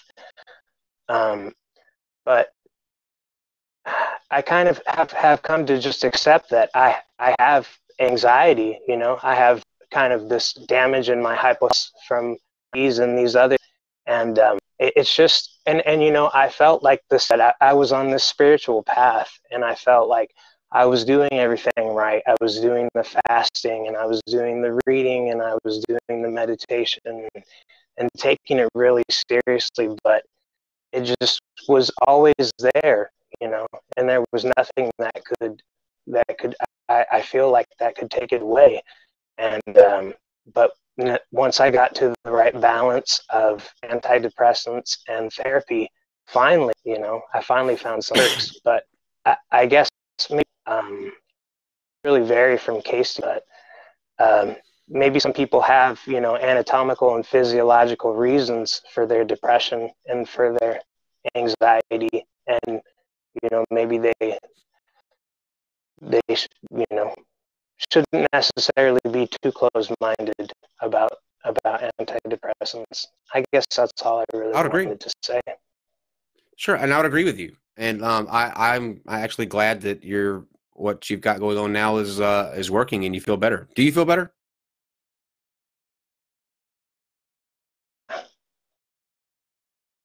Can you hear me?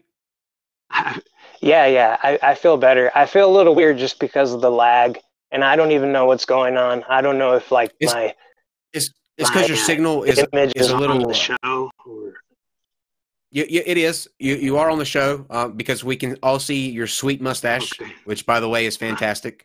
But there is a little bit of a lag just because of your connection. But I have an even broader question.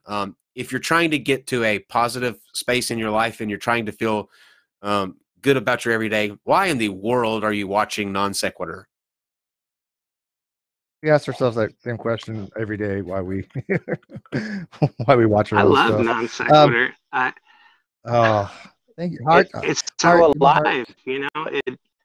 I feel like I'm a part of something that's so alive, and you never know what's going to happen. And I love the guests, and you guys are great, you know. Brother, you don't even know how much of an understatement that is. You have no idea how much of an understatement that is. We're not sure from day to day what's going to happen either. We just kind of come in and sit down and hunker down. Like, oh no, what's this going to be? Brace for impact. You know, but it's funny. I got to admit though, real quick, it's kind of Kyle. Would you not say that a lot of time we go into a conversation thinking it's going to be a total shit show and dumpster fire, and it's actually a real nice, pleasant conversation? Other times we expect a real nice, pleasant conversation, and it turns into a total shit show. You never know, right? Mm-hmm. Hannah Anderson's asking who's the cutie on the show. I feel like I'm we might have a love connection. You single, RJ? Sorry. Oh, sorry. But I have an amazing wife. Amazing. Good for you, man. Good for you. You seem like you deserve it. You seem like you're a really good dude. I can just get that vibe from you.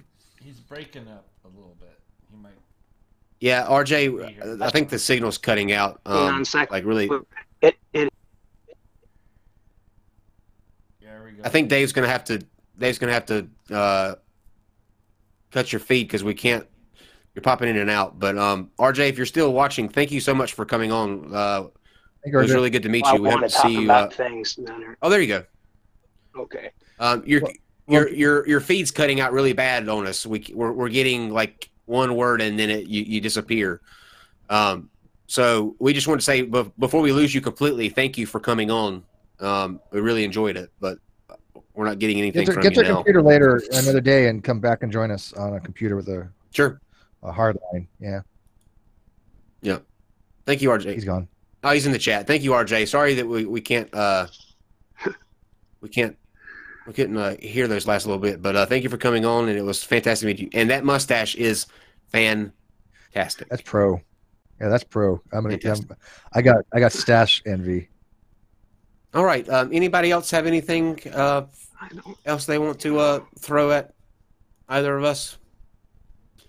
I saw an email in the live chat. I don't know if that was for us or not. Speak now, forever hold your peace. I mean, but then again, we do this like once a month, sometimes even more. We Let's like see to who be that challenged. was. We like people coming in and being off the cuff. Yeah, if not, we're going to call it a night. But we'll give a couple minutes before we close out, just to see if there's anybody else that has anything.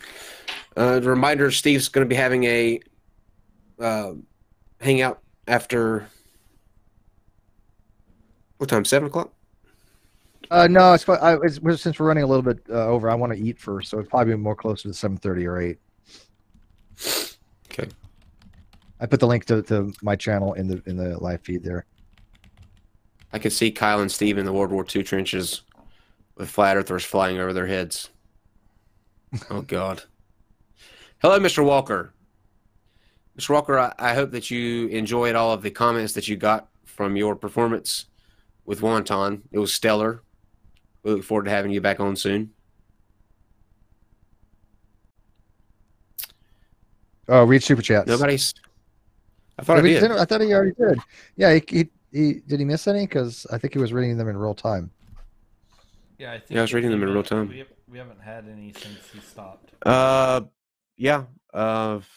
Actually, there was one when we first started. Don't ask Keane for facts; he has none. Ask what. This is from Alan Sanders. Don't ask Keane for facts; he has none. Ask what reason to offer that justifies why anyone in the LGBTQ community would want his help at all. Yes, I agree. I tried to make that point the other night.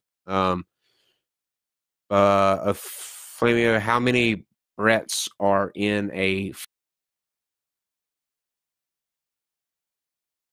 Why does he keep losing his mic?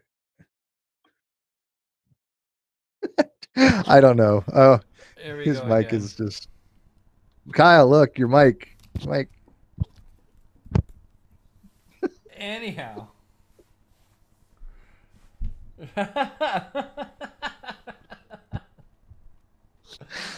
And what's worse is when he loses his mic, I think he loses his speaker, so he can't hear us either. Right. So he doesn't know. Oh God. Oh. You know, now you're still muted. There you go. Wait, it's so funny when you lose your mic, you lose your hearing too, so you don't even know that we're. It's any time that I move to do something else on the screen. Like, my microphone is bipolar tonight. Fuck you. Yeah, you. It needs some antidepressants. Get it on a regiment. Yeah, we might want to call this to an end before you lose it permanently. Your mic. So nobody has anything else that they need in the chat. Going once, going twice. Actually, you know what? Just because we're here and we really get a chance to do this, let's do a little bit, just for the last 5 minutes while people think if they have anything. Let's do a quick speed round of. Oh God. ASMR attack. I knew you were going to say it. God damn it. Kyle and his ASMR, you've got a weird fetish with it. Steve's playing tonight. Steve's going to play. Steve and Dave are going to, well. I don't remember how to play. Yeah, Dave can play. He can still look the stuff up. No cheating, Dave. Okay. Now, chat. On my mark, I'm going to be taking the 12th answer to Steve is going to a agnostic conference. Halfway there at the airport, he realizes he forgot his blank, which is the most important thing to him. What is that blank? Starting now. Match game 76. That's what we need. Match. Yeah. Yeah, and that's the other thing too. I'm still trying to get people to debate me on that. I can't find anybody. I had one person that wanted to. They even wrote this big old long thing, and I even went through it and I addressed the issues with it, and I explained to him the problems. I haven't heard from him since. I'm like, okay, now that was fast. So if somebody wants to, have that discussion with me and debate with me on that, I'm cool with that. I'll have an actual debate with them. I don't mind debating topics I actually know a little bit about. Or at least can know a little bit about. I don't really do formal debates on things that I'm just so ill prepared for. My God, how many of these answers are there? Oh, this is awesome. Oh man, let's go. Let's go. Let's go with pedantry. I was going All to right. go beard oil. All right, Daz, Pedantry. What's a pedantic ASMR? all right, stop putting in save your answers right now. What does that sound like? Now after this question, you're going to see a row of stars go up after I finish reading up this question. We will count the answers that fall below that star. All right. They're producing a really modern version of Snow White and the Seven Dwarfs. In this one, Snow White is blank. They're producing a really modern version of Snow White and the Seven Dwarfs. But in this one, Snow White is blank. Can I give my answer? I'll wait till Sure. the turn. Well, it takes a while for them to catch up, so while they're answering, I would go with dominatrix. Yeah.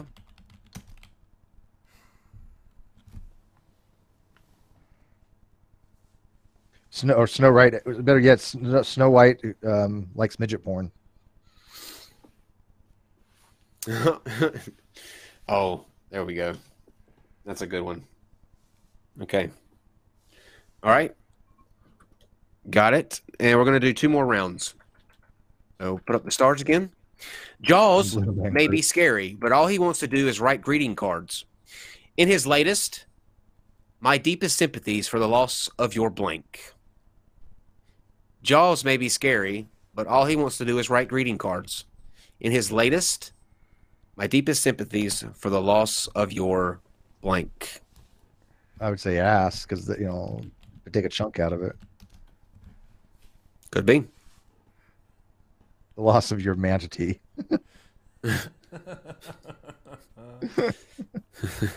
I put toupee. Toupee's good. Legs, squid, manatee, fish, cock, cocaine. There we go. Tank is good. Some of these answers I don't want to be an ASMR. God help us No. if there is. No. I know. We're gonna go with. Let's see. There we go. Okay. All right. Now, last one. Okay. Oh my God. What? No, it's just like, what are you gonna do? You really Just love one this, more. don't you? Just 4. Okay. A bald man complained. My wife thinks my head is an egg. Last night, she tried to blank it. A bald man complained. My wife thinks my head is an egg. Last night, she tried to blank it.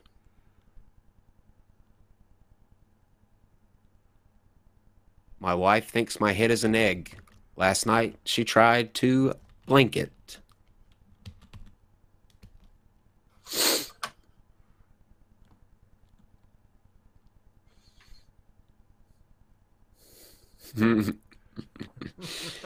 I love you guys.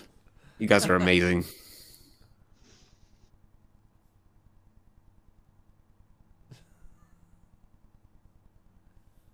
Poach. Oh, that's hilarious. Lay it. Stick it up her badge. Convert it to Mormonism. Oh no. All right, let's go to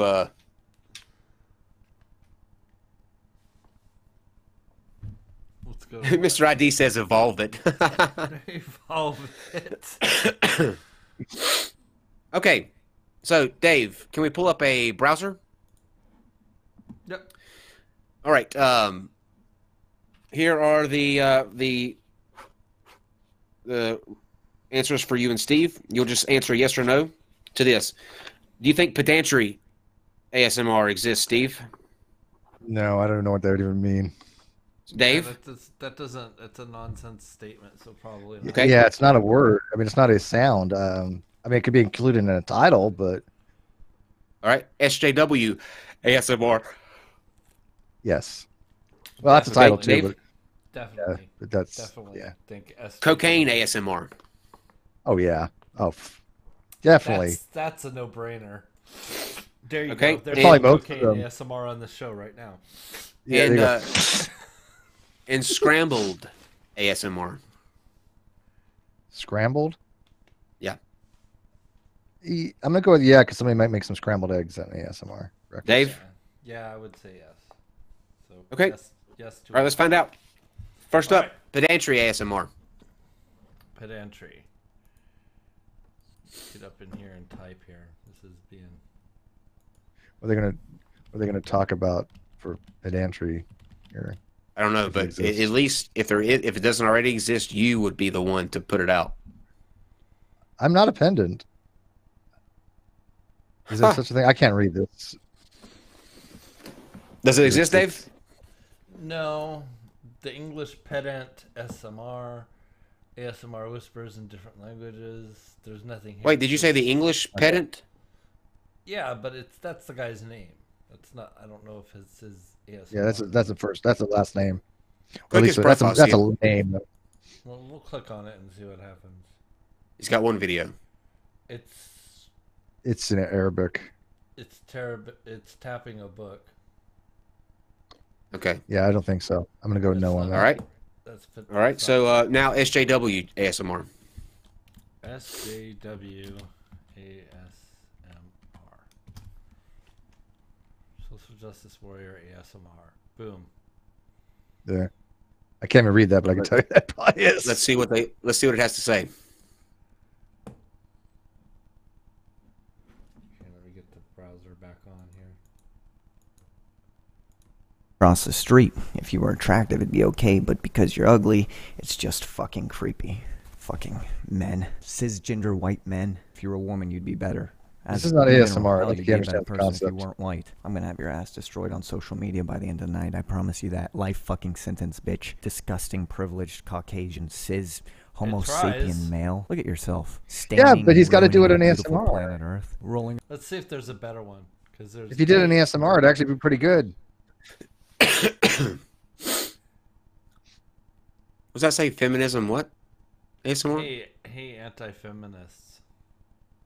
I Oh. don't know if this is even ASMR. Okay. Feminism meets ASMR.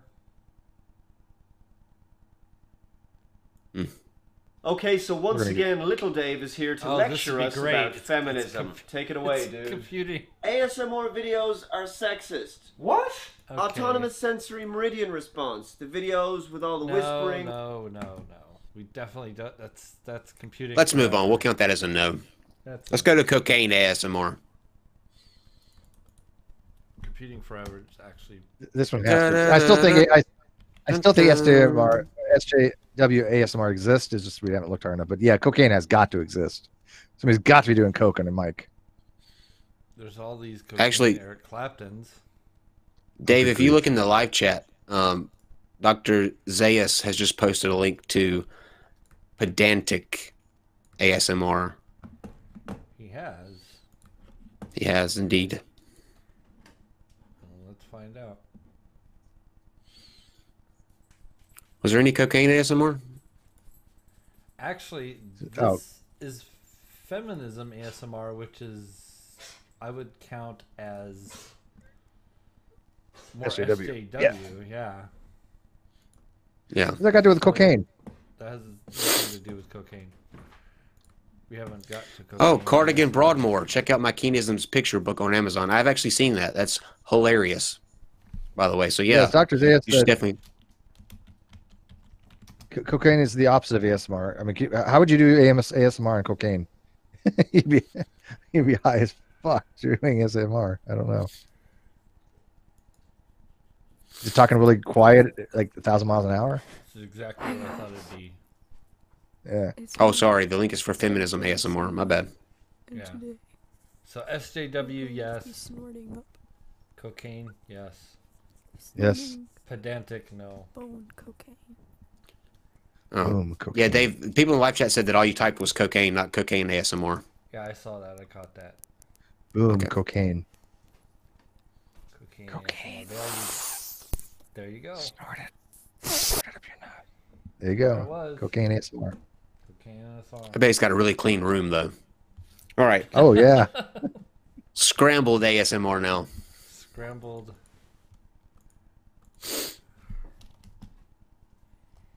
Come on, you gotta have this one. Scrambled eggs, baby. First picture that's coming up is gonna be scrambled eggs. Thank you. Awesome. I can't wait. Oh, Rakuten. Rakuten. Make sure we're skipping ads. You're not allowed to actually. I'm trying to skip the ad. It won't let me. Okay. You're not allowed to what? You're not allowed to replay ads through video. Well, then maybe why not? Put them. I don't know. YouTube's weird. What do we got here? I made a counting video. Oh. Weeks ago. God, I just feel dirty. And quite a bit of people. What is he saying? Stereo. What is he saying? Oh, this is scrambled counting. Maybe we should go back to find this. We want eggs. Yeah, and I like the girls that do it. I don't want to hear a guy doing ASMR. Okay, here we go. Here we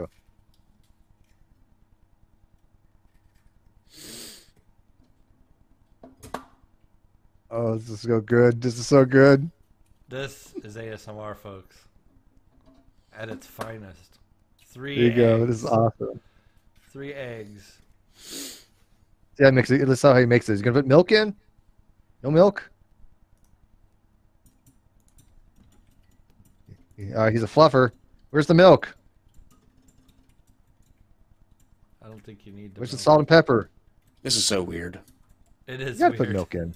Okay. Speaking of ads, though, I just sent Dave a link last night. This is actually a YouTube video, so it's not an ad. We're going to be playing a video of the guy's ad that is in YouTube, because I got hit with an ad while I was going through the State of the Union stuff last night.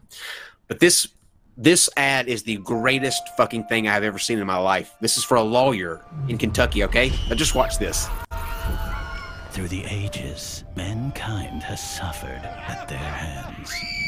Take this small check, or get nothing. Until a hero emerged who would take on. This is this is the greatest fucking thing ever.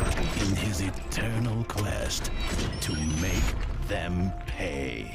I am the Hammer! Hammer? Don't take that small check.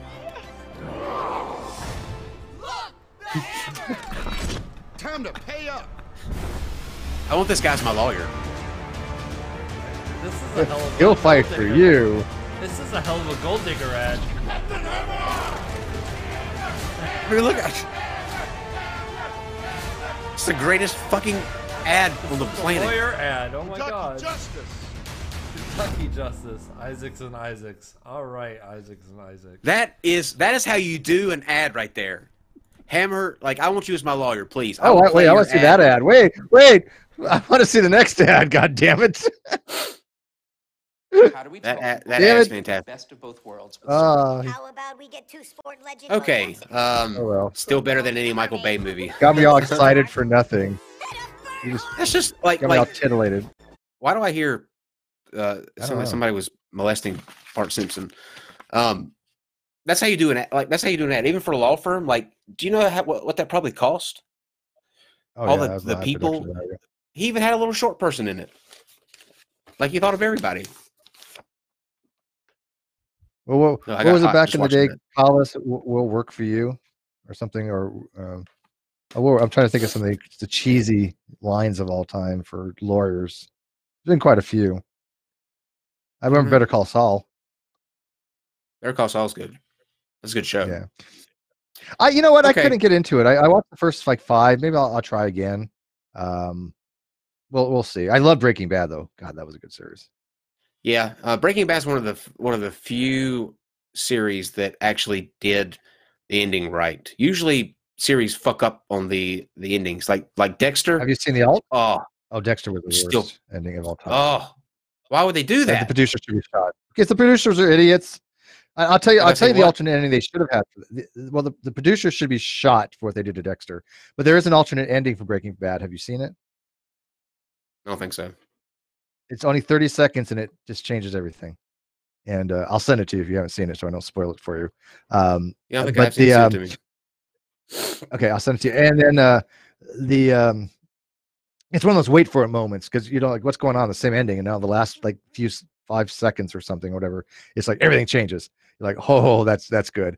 But no, the Dexter, this would have been my ending, and see what you guys think if I was a producer for that show, because I don't know if you guys have seen the ending for Dexter. No spoilers, but it's just crap. It abysmal. It ruins everything. And so what I would have done is, remember how his girlfriend, I forget her name, he always said he had the Dark Rider with him, right? The Dark Rider was always with him, always on his back, the whole 9 yards. And it should have been him and her riding off in the sunset with her in the passenger seat, you know, riding into like the sunset light, because he is he is now her new passenger. Because remember this Dark Rider, this passenger that he always has. Now he's replaced his need to kill with love, and having her as his dark passenger. Wouldn't that have been a better ending? When you say her, though, who are you talking about? Because you know he was in the boat with his sister. No, not the boat. No, not his sister. Everybody dies kind of scenario. But no, he had the love of his, you know, the love that he had. He and her sort of like ran off together and been a couple, because he would replace that dark passenger with her love. Her love was more important to him than his need to kill. That's what I'm saying. Though. I don't think they were together, though.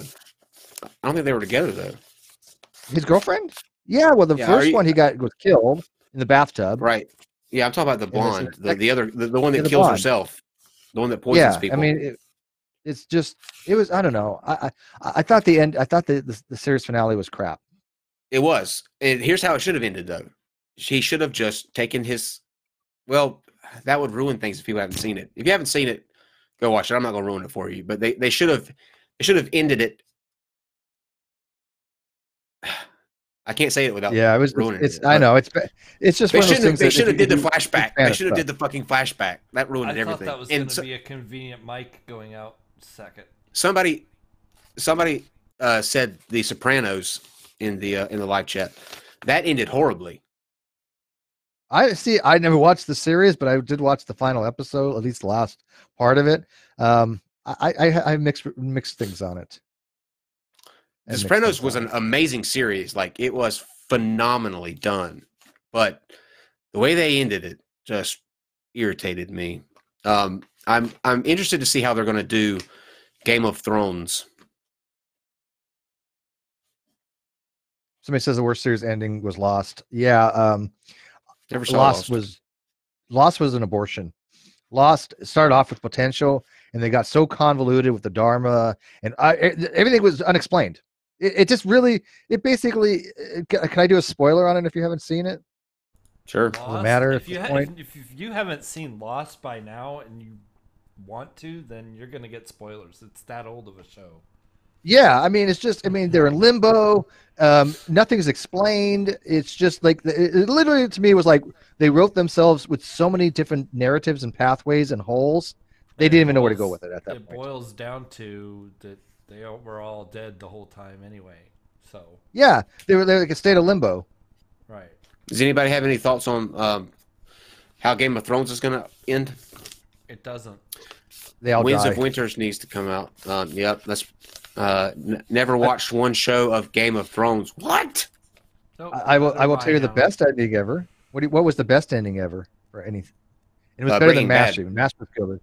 Nope, the best ending I thought was the Bob Newhart show. In the show Newhart. The new one? What the new hell one? is The that? Newhart. The final one that ended with them. Final episode of them Newhart. Waking up and the new show was a dream of the old show.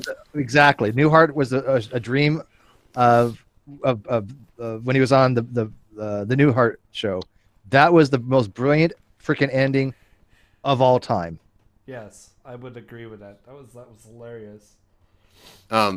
Did either of you watch the Tudors or the Borgias? No. Mm-mm. The Tudors was amazing. It was about King Henry VIII. Sopranos ending was pathetic. Yep.